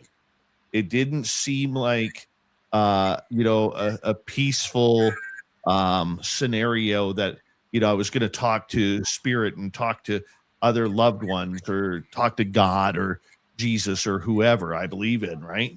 So that's what it was like for me. But yeah, that's how I felt it was a little bit. Keith, I'm going to take you out of here. So yeah, it was pretty cool.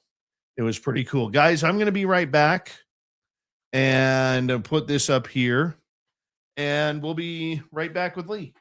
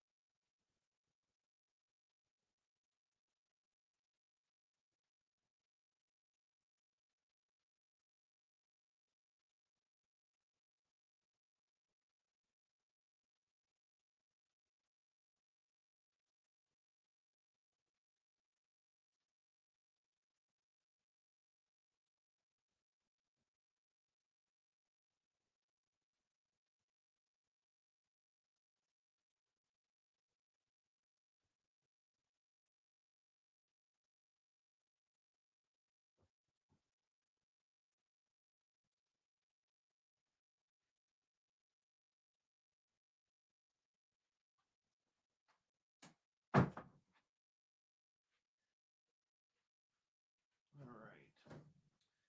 Let's get rid of that. Let's bring in. Hold on. Shoot. All right, there we go. Lee Strauss, how are you? Hey, buddy. Good to have you here. Yeah. I'm glad to be here, man. Always glad when you're here, buddy. Just makes it so much more fun.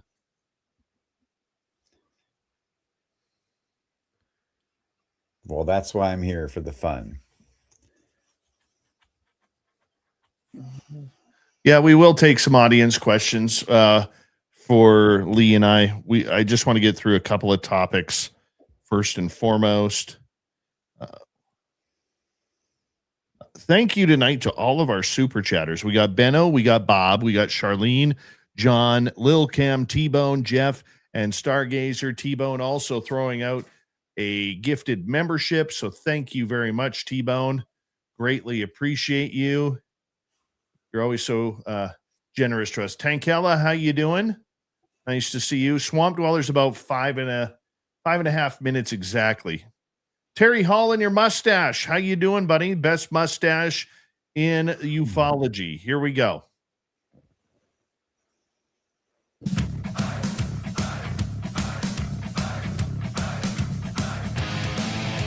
Here is the third and final hour of Spaced Out Radio. Good to have you with us. My name is Dave Scott. We greatly appreciate you tuning us on in wherever you are on this beautiful planet we call Earth. Hey, we have Swamp Dweller and Lee Strauss coming up here momentarily. But first, I want to say hello to all of you listening in on our terrestrial affiliates around North America digitally on every major podcast network. Our website, spacedoutradio.com, we have a plethora of features for you. Rock out to Bumblefoot, read the news wire, check out our swag as well. Follow us on X at Spaced Out Radio, Instagram, Spaced Out Radio Show, and on Patreon in the Space Travelers Club. The Desert Clam has set the password for tonight in the SOR Space Travelers Club. What is it tonight? Let's take a peek here. It is Penergic. Penergic is your password. Use it wisely, Space Travelers, as the Clam sets the password each and every night right here on Spaced Out Radio. Let's head to the swamp. Hello and welcome to Spaced Out Radio's Swamp.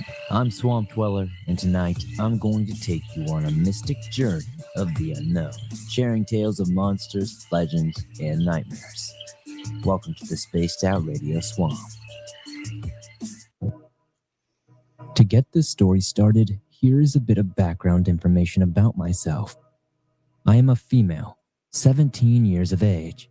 I'm very petite, weighing about 100 pounds and standing at just 5'3".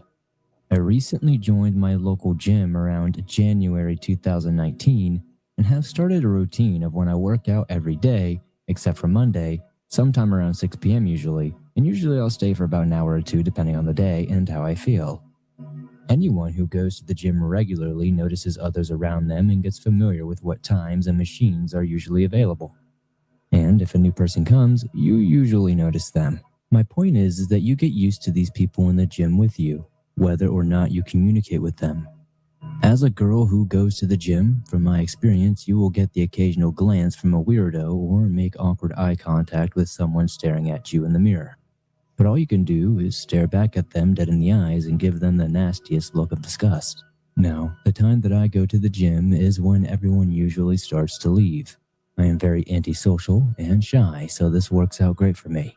Or so I had thought, having some alone time would be excellent. And if something were to happen, they would have cameras everywhere. Now I know this is a stupid way to think, but knowing that you had to have a key card to get into the gym and one to get out was a comfort along with the cameras. For this past month of me doing my workouts, I got this weird vibe from this random guy we will call Randy. As I said, you usually get people looking at you, so it is hard to tell if someone is genuinely a significant threat or just someone being a creep. Either way, both are usually bad, but it's difficult to distinguish the two. I told my mom about this Randy guy because my gut feeling told me something was just wrong and I felt like I needed some advice. She told me we should tell the manager and have them kick him out. But being naive and friendly, I didn't want to kick a guy out just for giving me the creeps. It wasn't a good argument at the time. I started to notice some of the other girls weren't coming as regularly as they would. I brushed this off thinking they had work or were out of town or something, It was really none of my business, but it was something to note. The staff of the gym leaves around 6:30 p.m., and I noticed that Randy was coming in almost precisely when the manager and staff would leave. Again, I didn't really pay too much attention to this because he could have just been a regular person trying to work out at a specific time due to his job or whatever was going on in his life. This was a huge mistake on my end. Here is me trying to reason with myself and rationalize that nothing was going on because I constantly saw Randy. So I considered him one of the regulars, I guess. But this is where the story actually begins. I went to do my daily workout, and the manager, let's call her Alyssa, came up and talked to me about other girls who worked out at the same time I did. These girls were complaining about Randy secretly recording them while they worked out. The girls changed their workout schedule due to Randy, which explains why I saw fewer and fewer of them. She asked me if I had seen any men holding their phone up to their chest and walking with the camera pointed outwards. I said no, until I told Alyssa about this random man Randy, who was starting to creep me out. She said she would look into it and update me on the situation, mainly since I'm underage. The next day, Alyssa talked to me. She said that one of the girls who complained about him pointed him out on the cameras and that she would wait for Randy to come back into the gym, kick him out, and trespass him if he ever came back. She left that night not knowing what had happened because Alyssa was still waiting after I left. I returned to the gym that following Tuesday and Alyssa told me everything that had gone down. She had said that she waited till Randy and his buddy, who we will call Kyle, came to the gym and were parked outside.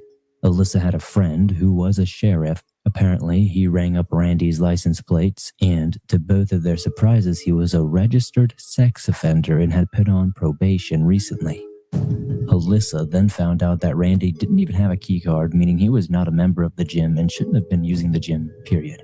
His friend Kyle had a key card and was letting Randy in. They would work out sometimes and wait for the staff to leave and do creepy things. Alyssa prohibited both of the men entering the gym again and kicked them out. The scary thing is that I remember being alone in that gym with those two guys very often. They blended in very well, and I considered them just average workout people. I'm still not sure if Randy or Kyle recorded me, but Alyssa told me she was going to look through the footage and let me know any other news she could, such as them recording me and all that. It is terrifying to think that I got accustomed to these guys regularly being at the gym.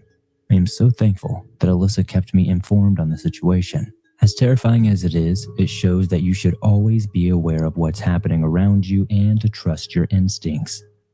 It also shows that you never can trust anyone you think you might know. As stupid as it sounds, it's easy to get comfortable with people we see daily even if we don't know who they are. But who knows what might have happened if I caught Randy and Kyle alone again. Please be careful at all times. Never judge anyone for good or bad until you actually know them. You never know what might be out there to hurt you. Thank you for your time in reading the story. Thank you, Swampy, for another creepy story. If you want more just like that, head on over to YouTube, hit subscribe, ring that bell on his channel, and you got thousands of stories right there for you. From the swamp to wherever we go in the stars, our good friend Lee Strauss, we call him extra small around here, joins us for the Q&A. They call him extra small, but he's big where it counts. Chasing Bigfoot through the woods on wild accounts. Talking ghosts in the dark, UFOs in the sky. Aliens laughing while they're cruising by. Yeah, Lee Strauss is out there. Hear that cosmic call? He's the legend of Element 115. Here on Spaced Out Radio's Q&A.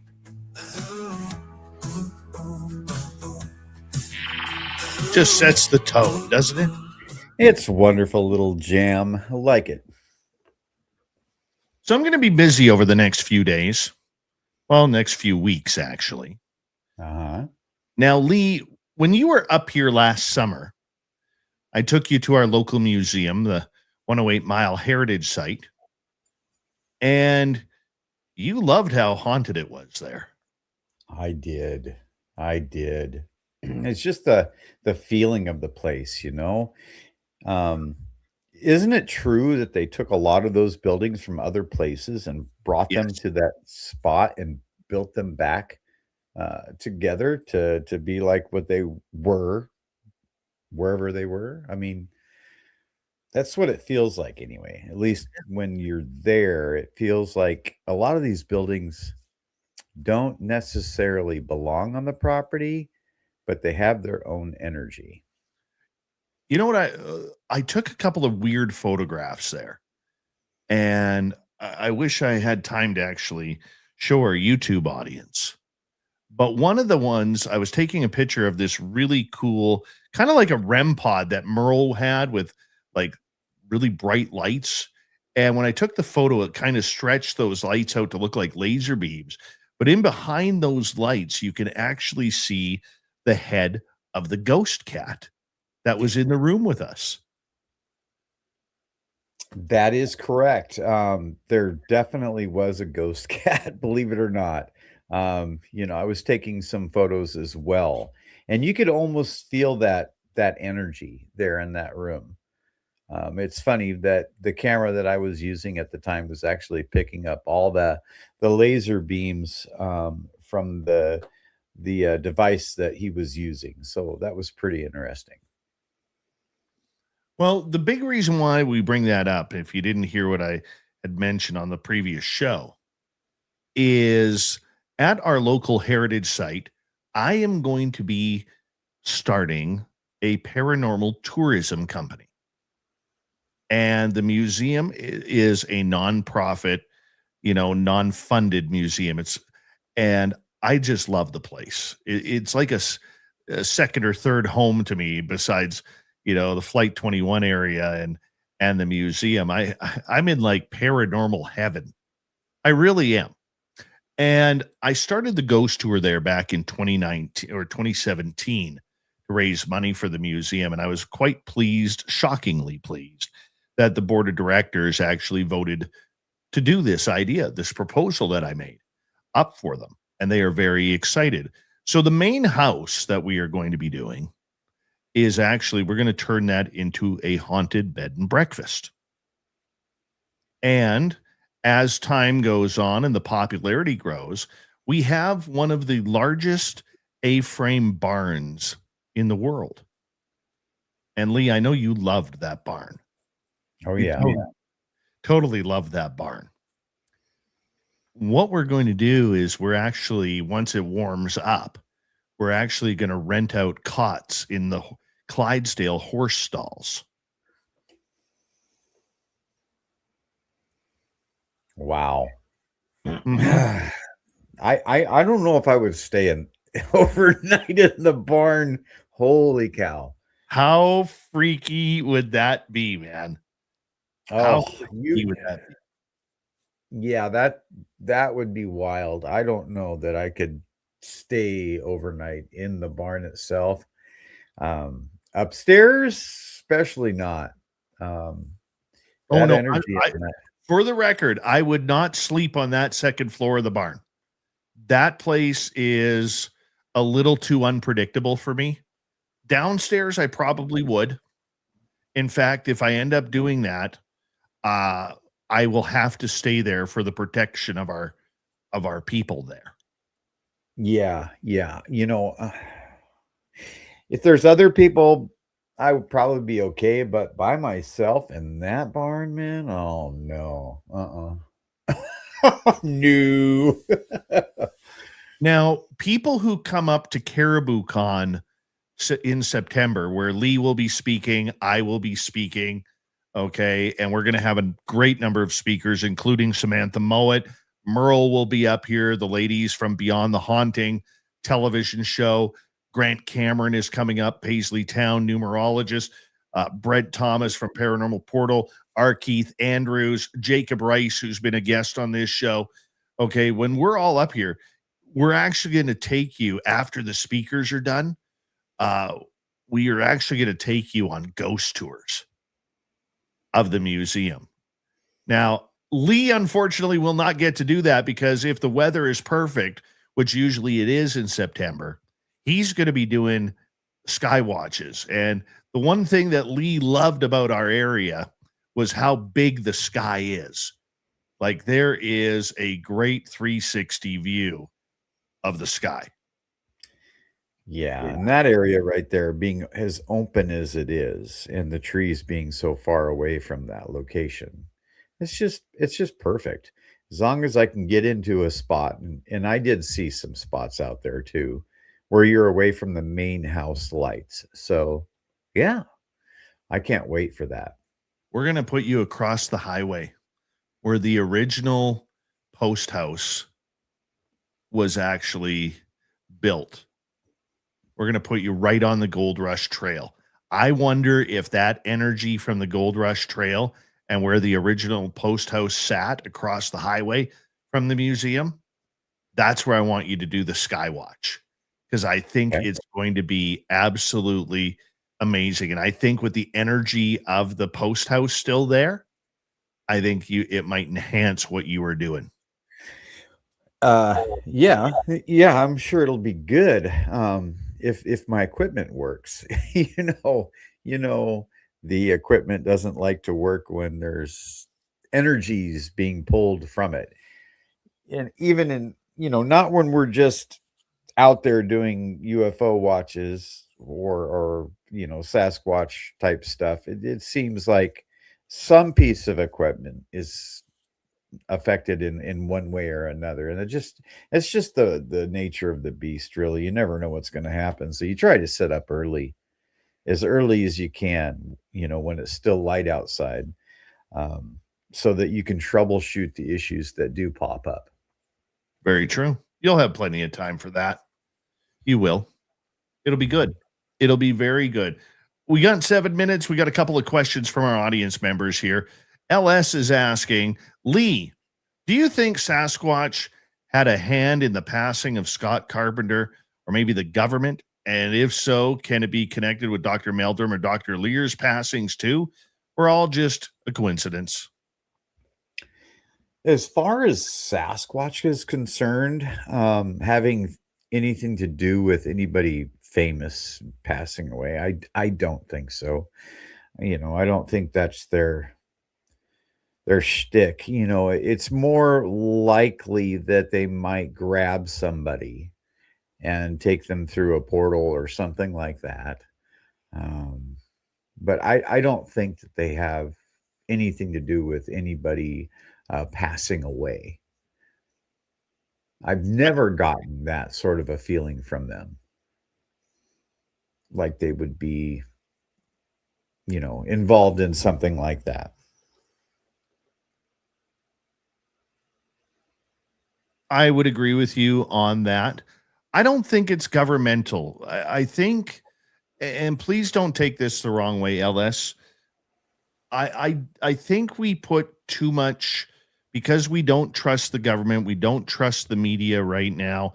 I think we put too much emphasis when somebody passes away on government theory, that because they were investigating Sasquatch or investigating UFOs or things that shouldn't exist, that all of a sudden, they're offing people on it. I think, unfortunately, people die.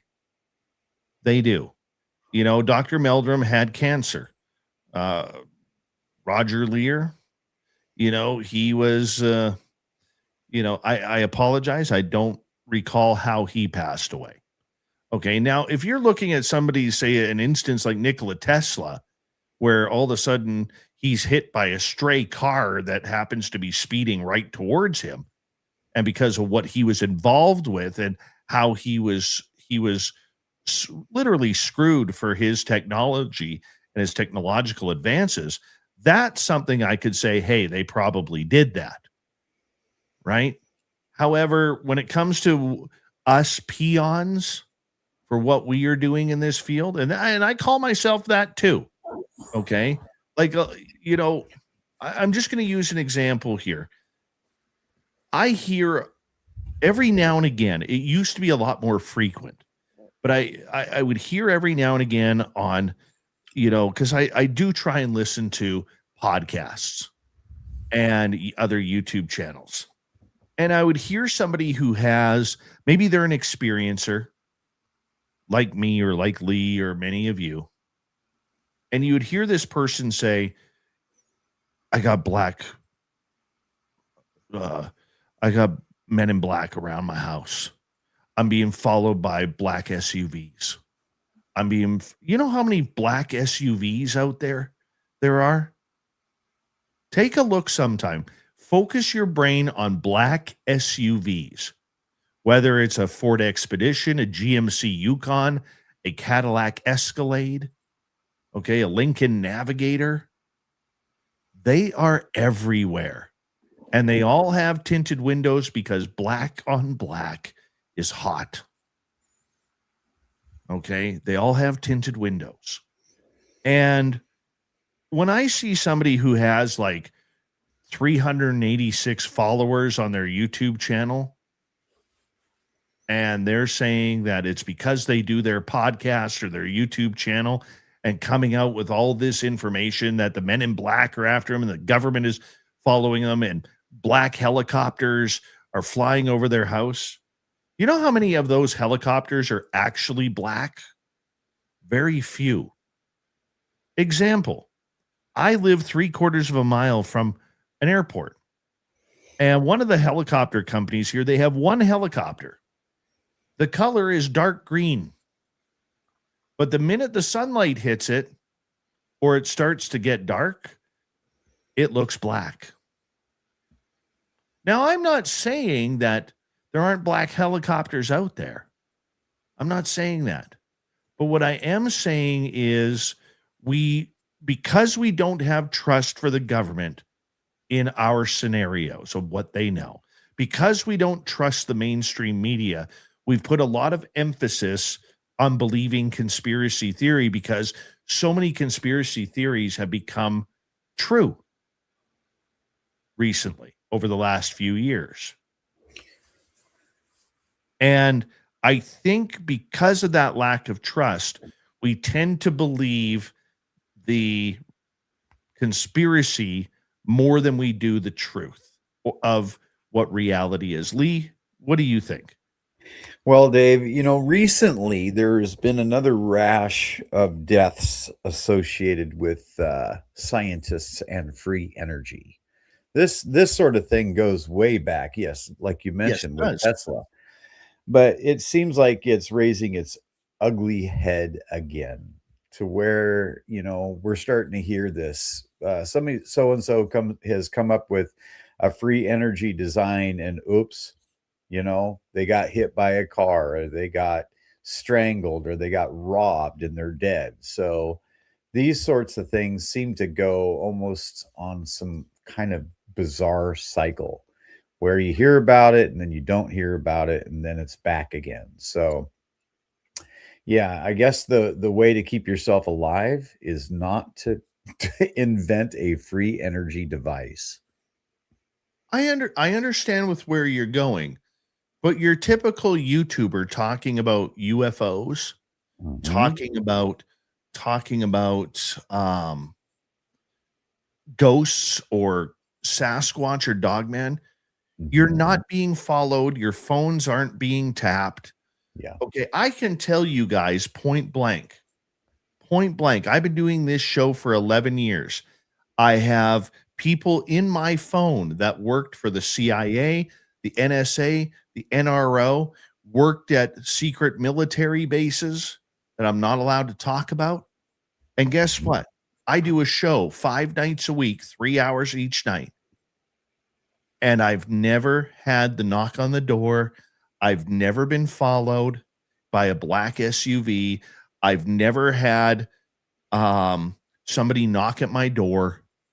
Now, just twice, former guests have been told, why are you talking to a foreign national? And I will finish that story when we get back to Spaced Out Radio. This is Spaced Out Radio and your host, Dave Scott.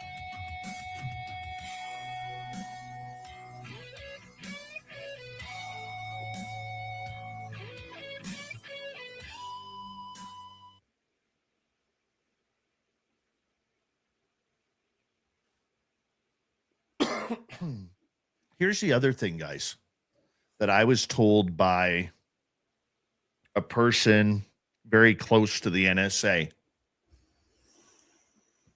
This little thing right here, your iPhone or your Google phone, if they want to find you or follow you, this is how they do it now.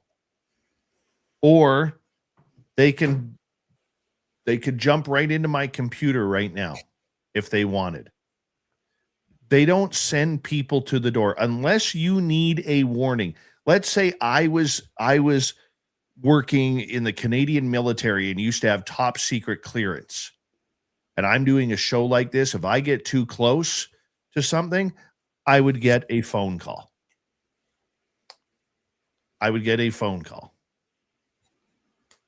Yeah. I've been doing this 11 years. I personally know that there is a dossier of me in the Pentagon. You know, it's probably like 1 page, maybe a page and a half of what a weirdo I am. He likes his beard. And I'm a Canadian guy who does a UFO show who claims to be an experiencer. That's probably what it says on the file. He's talked to this person, that person, that person, that person. Okay. I believe that. I totally believe that. They got files on everybody. Okay. If you don't think there's a file on Richard Dolan or Grant Cameron or Nicole Sackich or Melinda Leslie or Lorian Fenton or whoever that's really pushing in this field, they all have files. Okay. Because we all have people that we talk to who were on the inside. We do. I think they track experiencers as well. I do too. Yeah. I do too. Mm-hmm. But it doesn't mean that they're knocking experiencers off. They're not knocking podcast hosts who do YouTube channels or podcast shows on Spotify. They're not doing that. They aren't. Okay. They're not. If you see a black SUV outside of your house, it could be a police car doing surveillance. It could be your neighbor's uncle. Okay. But they're not doing it. If you have a drone over your house, it's likely a neighbor. Okay. Now, unless you're in New Jersey. Yeah. Okay. Right? But the city also does their own, drone stuff because they're checking to see whether or not you're doing any renovations on your home or this or that. So yeah, I've been actually watching these shorts on YouTube of people who have had the cities, flying drones over their house and getting fined for doing stuff like that. Mm-hmm. And most of those cases actually get thrown out of court. Just so you know. Huh. But no, and I'm not, LS, I'm not trying to put you down or make you feel bad because it was an honest question. Okay. But I think it's more coincidence. Okay. But I do believe, and I'm not saying you or any of our audience, but I do believe that there is a plethora of people out there who think everything is a conspiracy because they've lost the ability for critical thinking. Now we're getting into something here that's kind of interesting, Dave. I just had a thought. So you know how we always have our cell phones with us everywhere we go, right? You think about the areas that you feel called to. Do they have a cell signal? No. They don't. Mm-hmm. And there's probably a reason why. That's a good point. You feel called to those locations where there is no cell signal. This happens to me when I go out to do UFO research and looking for the phenomena. I always end up, I just now realized that I'm always going to areas where there's no freaking cell phone coverage. We're coming back in 20 seconds here. Little Cam, T-Bone, Jeff, Stargazer, John, Charlene, Bob, and Benno, thank you for the amazing super chats tonight. Always appreciate your great love. Thank you to everybody who's given us a thumbs up. If you haven't already, please do so. Otherwise, you'll upset Jules in the chat room. And here we go, everyone.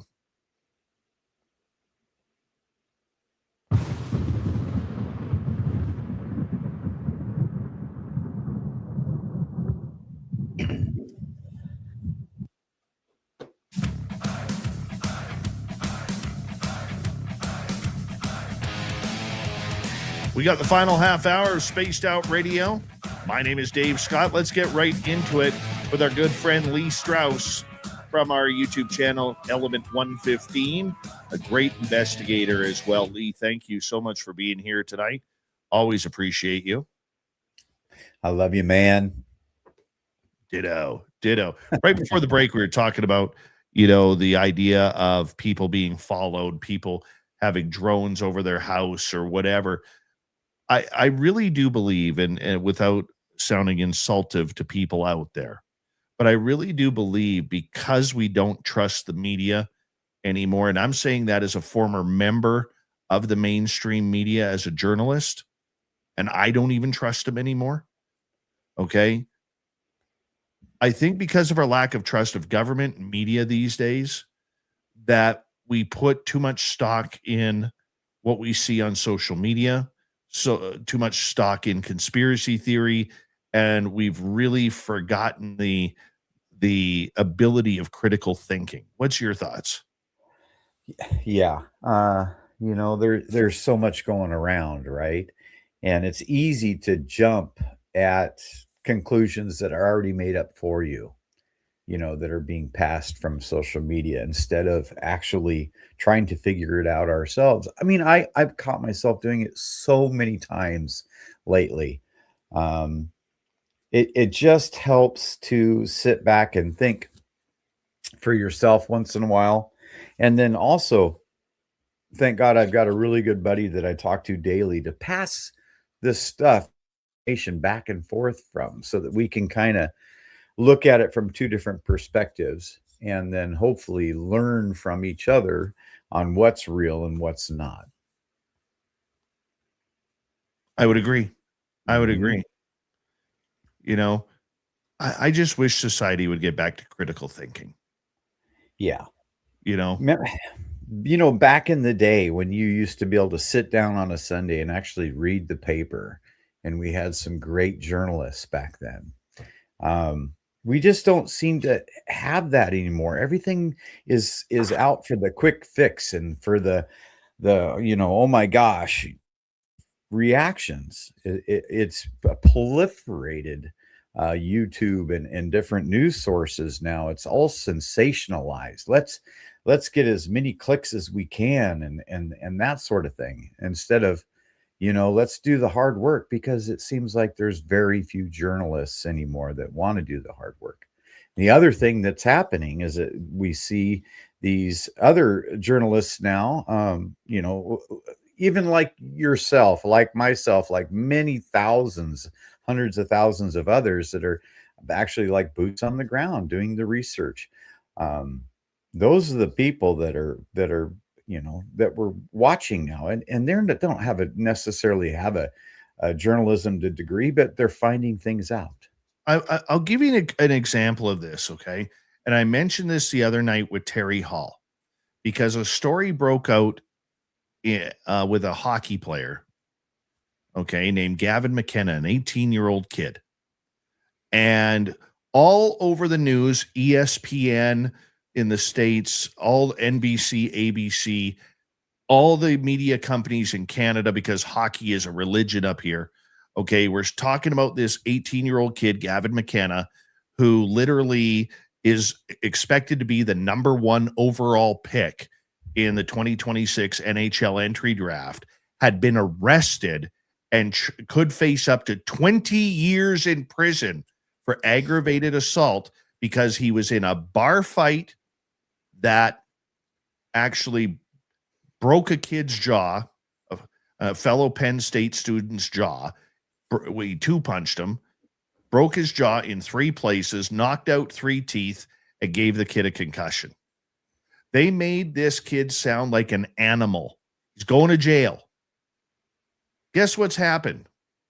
The biggest charge of aggravated assault has now been dropped. Okay, after the kid posted $20,000 bond. It's been dropped. Why did this happen? Because the media loves, they have a hatred for sports athletes. Okay, they do. And what they do is they go for the emotion kick on the story rather than reporting what happened. When I was a journalist, my job was to report what happened. Okay. What they didn't tell you, which was all over X, is that the person who got hit, okay, he was harassing Gavin McKenna's mother, calling her I guess I could say this on the radio, calling her a whore in the bar. The kid who got knocked out got thrown out of the bar. Now, Gavin McKenna was there. It was family night after their big stadium hockey game at the football stadium. So the entire team and their families went out to this bar, restaurant. Kid's only 18, so he can't drink. But in Pennsylvania, they do have bars and restaurants combined where you can go in together. Okay. My friend used to own one near Pittsburgh. And so what they didn't tell, the media didn't tell you, is that this guy and McKenna's mom she's a cougar.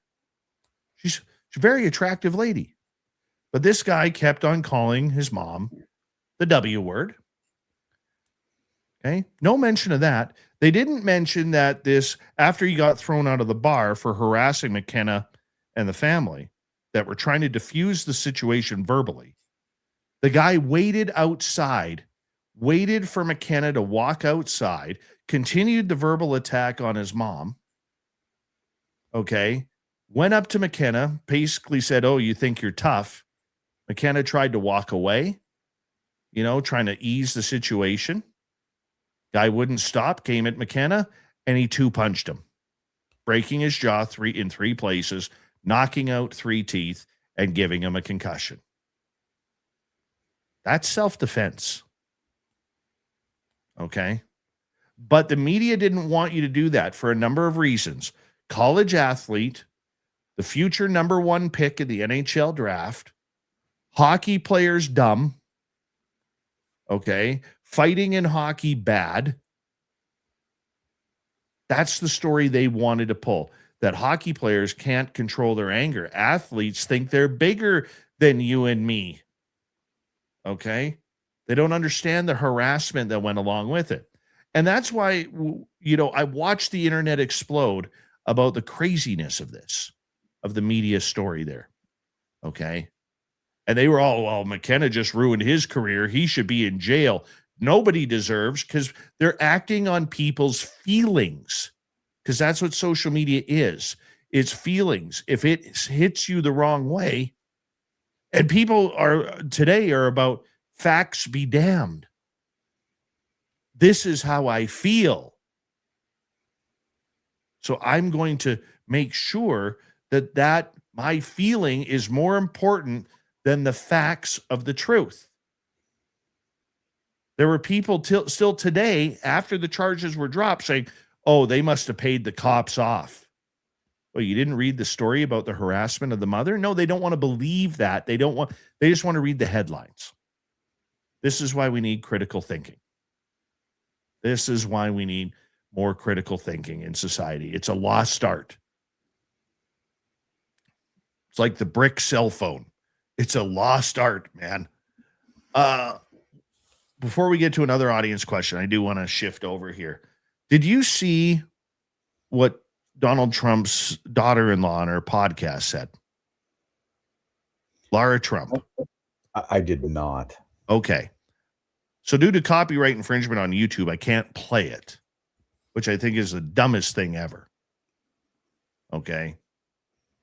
But she was asked the UFO question because of all the hype around this story recently about that on February 8th, pardon me, not February 8th, July 8th, the 79th anniversary of Roswell, that Donald Trump is going to stand up and say, we have talk about aliens and UFOs. And apparently the speech is already made. What? Yeah, that's according to Mark Christopher Lee, former guest on Spaced Out Radio, who says he has a source that he's going to hold a press conference. His source is who is close to the White House, is going to be at that press conference, and this gentleman is going to confirm what Mark Christopher Lee, UK documentarian, is saying. Well, Lara Trump was asked the question on her podcast from her audience, and she answered it. And she said, after the first term of President Trump, Eric, her husband, said, hey, Dad, what's with the Roswell thing? Come on, you heard some things. And apparently Trump doesn't care about the UFO subject. Okay. And all he said was he heard some things and left it at that. Was very vague, she said. But she also recognized the fact that she's been hearing rumblings lately about this Mark Christopher Lee story, that there's a speech made and that he's going to do it on the anniversary of Roswell. And basically the way she acted in it, at least this is my opinion. I'm not sure if it's Lara or Laura. I apologize if I'm getting the name wrong. Okay. Call me Canadian. We'll leave it at that. Okay. But she actually stated that she believes in aliens herself, that there are so many galaxies just like ours and solar systems like ours. There has to be life somewhere just like us. Maybe not like us, as good looking as you and I are, Lee. Okay. And our Spaced Out Radio audience. But she believes there is life out there. And she also believes that UFOs and aliens are real. Okay. But when asked about the speech, she said it wouldn't surprise her. Paraphrasing, but it wouldn't surprise her if something like that happened. Like it was almost like she was saying she could see President Trump doing that because he is kind of rogue when it comes to these type of subjects. Your thoughts, Lee? Yeah, he's a rogue, all right. That's to say the least. But I think we started to talk about this a couple Fridays ago, where I was trying to figure out why they're going to choose that date, other than it's an anniversary of Roswell. My thing is there something else that's being covered up even today? That's what I look for. I'm like, okay, so all this news is coming out, all this stuff is happening. What's behind that? What is going on that is being hidden from our eyes? I have some theories on that, some thoughts about what may be being hidden and why certain things are happening the way they are, and what the government might be doing. But yes, I do believe that if he does come out and say it, there is something else behind it, right? There's a reason why, something we may not see on the surface, but it's deeper. It's always deeper.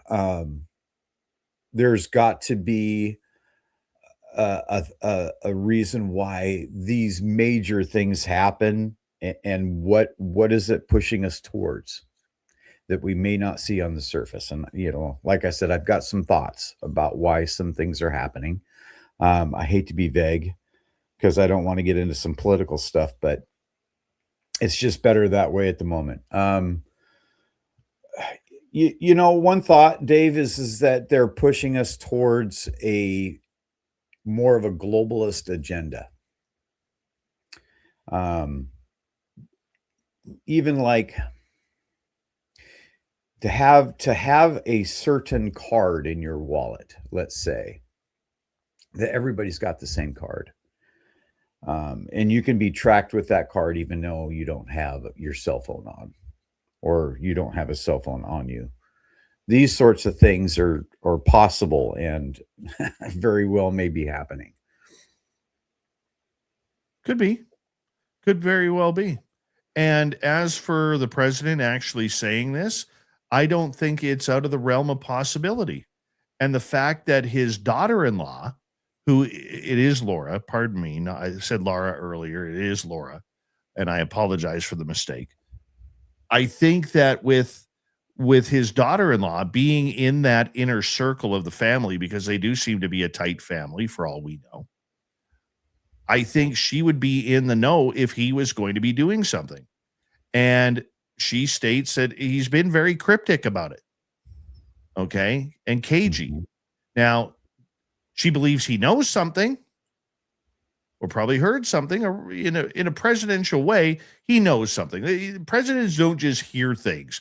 That's like hearsay and rumors. They're not into that. They don't have time for, oh, did you hear what this person said? Did you hear that? They're not doing that. They're getting cliff notes and reports every day, all day, every day, from what's happening around the world to everything. He's in the know. Maybe not fully read in, but he's in the know. So for us to sit here and think that it isn't out of the realm of possibility for him to do that, the question is, if he did, what's he giving up? Is he giving up Roswell? Is it going to be about the Roswell crash because it happened on that day? I'm going to stand pat on my thoughts on it. And my thoughts are this. Okay. I think that if he does do it, which I don't believe he will, I want him to, but I don't believe he will. I think that it's going to be like this. We have found a signal from a star system located 36 million light years away. And it does not sound like space sound. It sounds like it is something different, that it could be from a terrestrial planet there. And I've talked to my scientists who have confirmed that we are not alone. Because the minute they get into what is already here on this planet, that opens up a whole can of worms of disclosure, man. And I don't see him doing that. They're still in the baby steps right now. Like, they haven't even taken the first step. They're still crawling on this subject. They're not all of a sudden going to go from crawling up to running like kids do with their duck waddle. I think that's what it is. To me, that just makes sense. What's your thoughts? Well, yeah, they want to slow walk it, of course, but I also think you have different factions within the government. Some want it out and some do not. One of the main reasons I believe they don't want it out is because of the shock factor, right? I mean, if you start pulling threads and start showing threads, people are going to follow those threads down as you know, we do. Their biggest fear was, where does this go? What is it all going to, reveal? And one of the scariest thoughts for Catholics and people that believe in God and worship God is the fact that, God didn't necessarily make us. The ETs had a hand in this. And I think that will freak out so many 100%. people. 100%. So many people that, it might do some harm to society. So I agree with you. I agree with you. And I do not believe, and I will steadfastly say, that the majority of people on this planet are not ready for aliens. They're not ready for disclosure. Mhm. And it is safer for the planet that this story stays quiet, that it stays a fringe topic, right? I really do believe that. And I know for a lot of our listeners who believe, or people who have seen UFOs, I realize that that's an uncomfortable thing to hear me say, because it is about changing your life. that story will change every person's life on this planet. It will. There is no in between. And once that door opens, there is no going back. There isn't. You can't put it back in the closet. What you can do is hide it. And it's one thing to say that, you know, we're hypothetically speaking here. It's one thing to say, hey, we found a signal. That gives you at least 100 years. It gives you 100 years. We found a signal. But if they come out and say, Roswell happened, we have a craft, we have alien bodies. Okay, the bodies have been dissected where they are not known from this earth. Here is the photos. Here is the video. Here is pictures of the crash. Here's everything you want. And say they opened it up the way they were supposed to with the JFK files, and look how that turned out. Okay, it's going to cause chaos. It will literally cause chaos.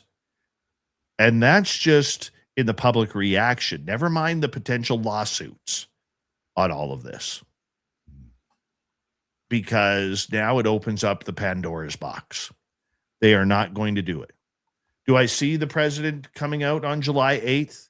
You know, with Spielberg's movie coming out in June, or you know, the 250th anniversary of Your Beautiful Country, the United States of America, or the 79th anniversary of Roswell, all very close together? No, I do not. Want to, but not going to happen. Lee, your final word. We got 10 seconds. Well, I look forward to all of this, whether it happens or it doesn't. You know, there's been so much talk from the people that run the government lately that it's going to be exciting to find out, for sure. That's Lee Strauss, everybody.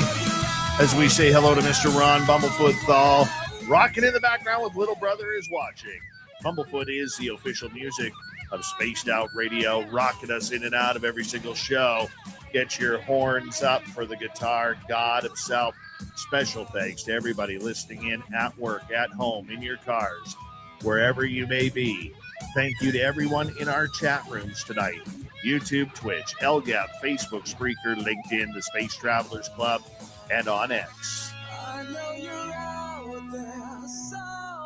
Remember, this show is copyright by Spaced Out Radio and Bigfoot Broadcasting Limited. Thank you so much for choosing to share your evening with us, because together, my friends, we're watching. We own the night. Mr. Bumblefoot, we need a favor. We need you to take us home.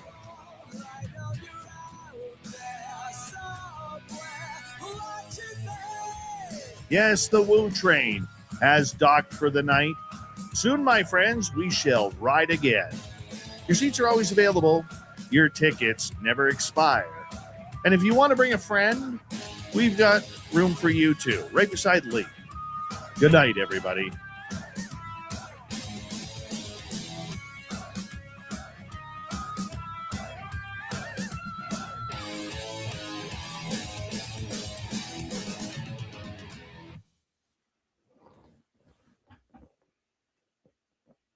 Good job, Lee Strauss. Oh, yeah. Oh, yeah. Yeah, I think we're all in for a rude awakening. To say the least, the things that are coming down the pike. I would agree with you. And I did say that correctly. Coming down the pike.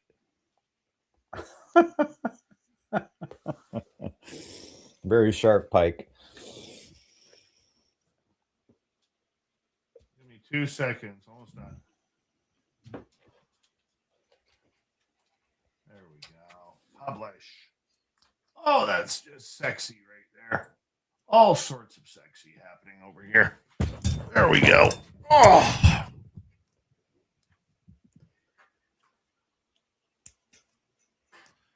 There we go. Yeah, dude, I'm pumped up about the museum. Yeah, I was gonna say, how many different events are you guys planning on doing? And is there gonna be like a brochure coming Yeah, out? we're gonna put it all on the website. Then we're gonna put it all on the social media pages. Uh-huh. So, but yeah, I mean, if people need brochures, we'll have things for them to download or something along those lines. So right now, what we're planning is we are planning. Why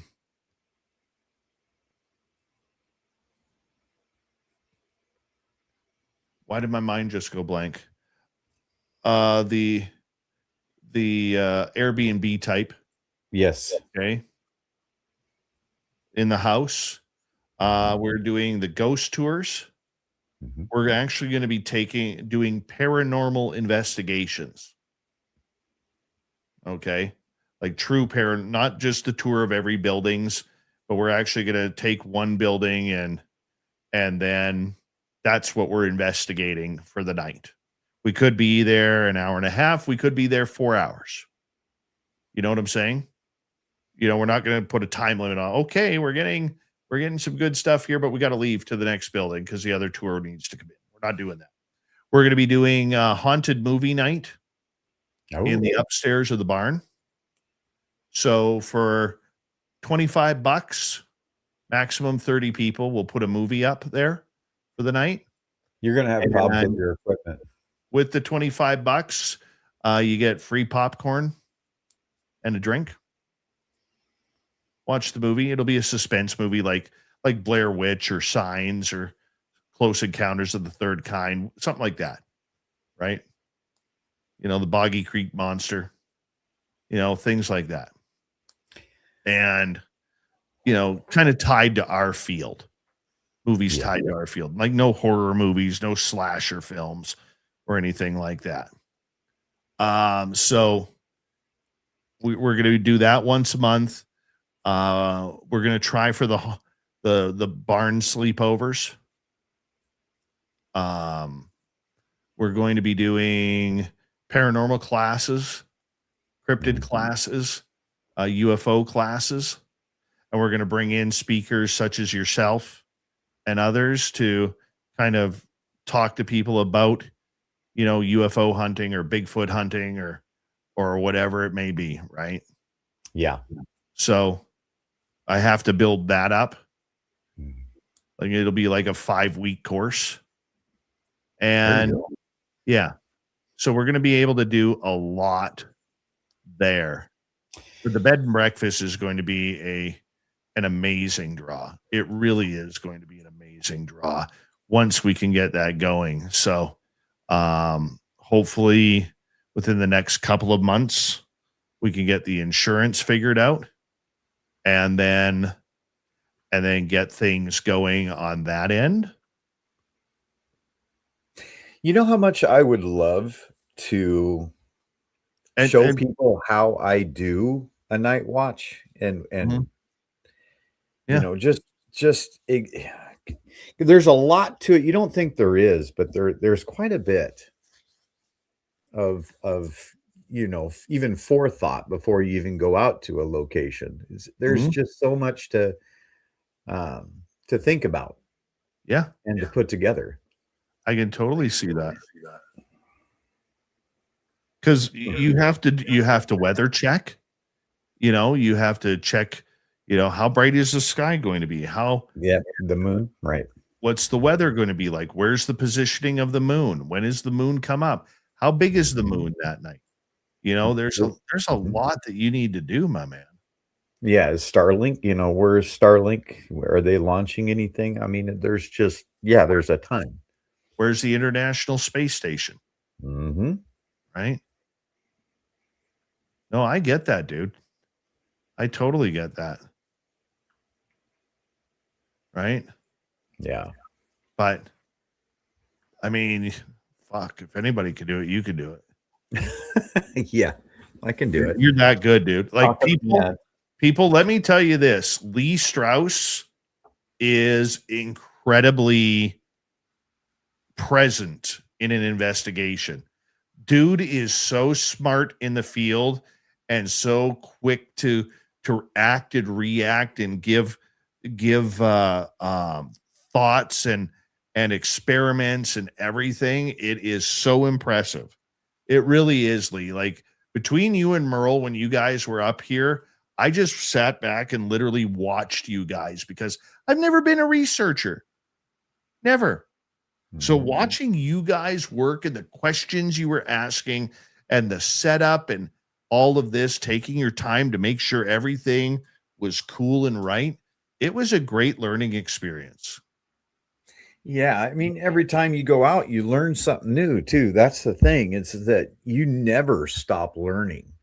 You know, how to use your equipment in different ways. And maybe, you know, you saw something on a page in Facebook or YouTube or a commercial or something for a different product.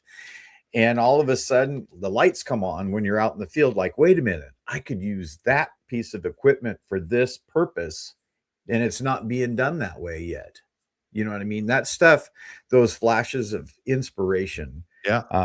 It just happens out there. It just does. So. Yeah. No, you, dude, you are so impressive out there. I'm excited for people to come to Caribou Con to watch you do the Skywatch. And in fact, you know, I'm a little pissed at myself that I committed that on the Saturday night, I would take people out to the Bigfoot area where not the Flight 21, but our other Bigfoot area where you and I found that amazing print. Yeah. I've committed to taking 10 people out there. So I'm not going to get to see what you're doing, but right. You know, I think you're coming up here a few days earlier anyways. Oh, dude, I want to come up for a whole week. I really do. Well, come, you know, you could stay at my place. Oh yeah. Yeah, there's so much going on. I'm taking that week off. I'm totally taking that week off. I think we should tie Grant to the roof of my vehicle and bring him up.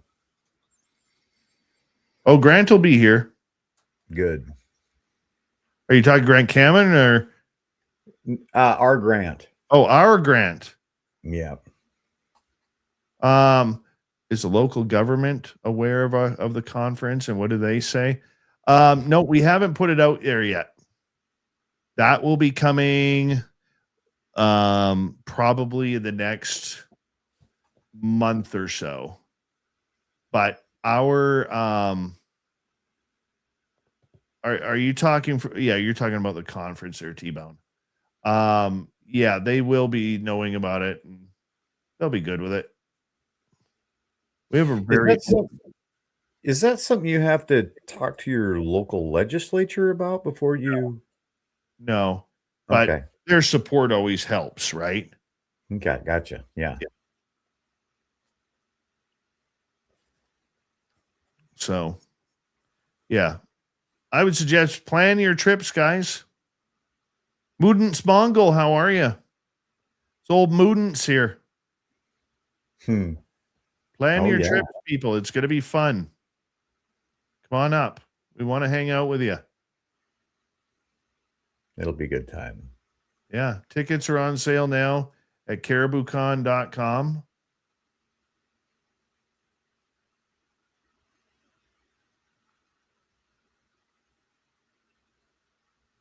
But, yeah, we got a little bit of everything for you.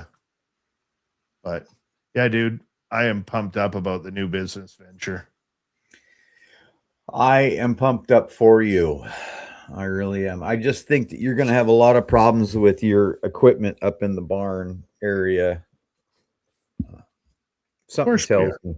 Of course we are. But don't forget, like during what we normally do, I won't allow people up on the catwalk where I took you. Good. Yeah. You want to tell the people what you saw up there? Yeah, well, there's something up there for sure. I was really having a heyday. I was really hesitant to go up there. Um, there's something dark up there. And if you can imagine, this catwalk overlooks where Dave is planning on having these movies set up and people at, right? And the popcorn and all that. I mean, so he's going to be up there on that catwalk looking down on y'all. Yep. I was hesitant. I was definitely hesitant, but Merle kind of started going up there. I'm like, all right, if he's going, I'm going. I didn't want to go alone, I'll tell you that. There was something just outside of our vision that was standing up there and did not want us to be up there at all. No. Mm-hmm. T-Bone, have you got your tickets yet? You and the missus got your tickets? Tim Mothman and your goatee, got your passport ready?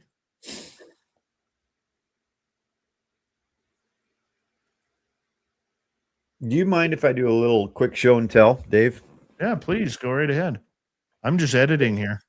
This is something that nobody knows about. In fact, I'm really hesitant even to show it to you guys because it's something I've been working on here for a little bit. But since we don't have a whole bunch of people on right now, I'll go show you.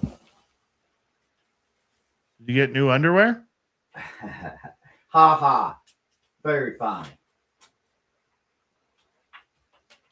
Let's see if I can. This is a device I've been working on right here. Hold on, let me zoom in here. Okay. This is basically a little tiny computer. Okay. But what this will do, will allow me to talk to ET and for ET to talk back to me. Or it's going to be something I take out in the field when I'm doing a night watch. And what it will do is it's kind of like a miniature device that has the ability to talk out loud. Just like your Alexa or any other device like that, right? And so an ET could easily use this product to talk out loud to me. And I ask it questions and it will answer. So it's pretty cool if it works right. And I didn't get this idea from anybody else. I just kind of came up with it on my own to build it. So I'm really hopeful that it'll do the trick. When are you going to do the beta testing on that? Give me a good weekend and I'll take it out there. But here's the other thing about it is that ghosts in the area might be able to use it as well. So how do you differentiate between what type of entity you're talking to? You could just ask, right? And it should just respond out loud because it's going to be hooked up to a Bluetooth speaker as well. Right. So, without all the static that usually you get with a lot of the devices that are just randomly going through radio stations, picking up frequencies and that sort of thing. This should be very super clean. And it's got all the human language in here, basically. So it should be able to talk out loud, just like your Alexa or anything else. Quickly here, just give me a second. LS or Laura, I guess your name is Laura. Thank you. I think you spelled caribou with the U on the website. That's why you got Caribou Coffee. It's CARIBOO con. So caribou with 2 O's, not OU. So if you try that, let me know because I just tried the website and it went right there for me. Dude, that's an awesome thing you're building there. Yeah, it's cool. I've built a couple things in the past, but this is the first time that I'm trying to integrate a large language model into a device. And so I'm excited as heck. You should be. You totally should be. I think that's awesome. Let me just see something. I think I just screwed something up here. Oh, it did go. Look at that. It did load. Oh, cool. All right. Let's share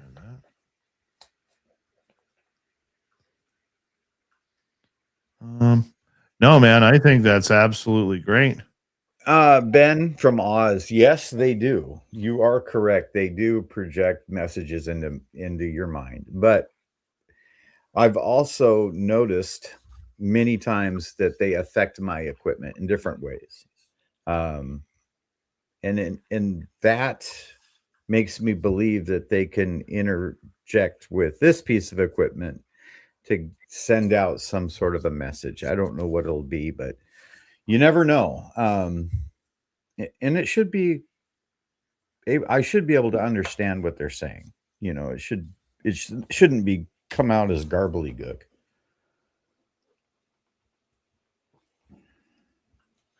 All right, buddy. I hope you have a good weekend. I got a lot of work to do this weekend. Mm-hmm. So you have an amazing time. I have to go to the museum tomorrow night and play a little bit. Are you a lucky man? You are a lucky man. I told you should just move up here. I can't quit my day job, Dave.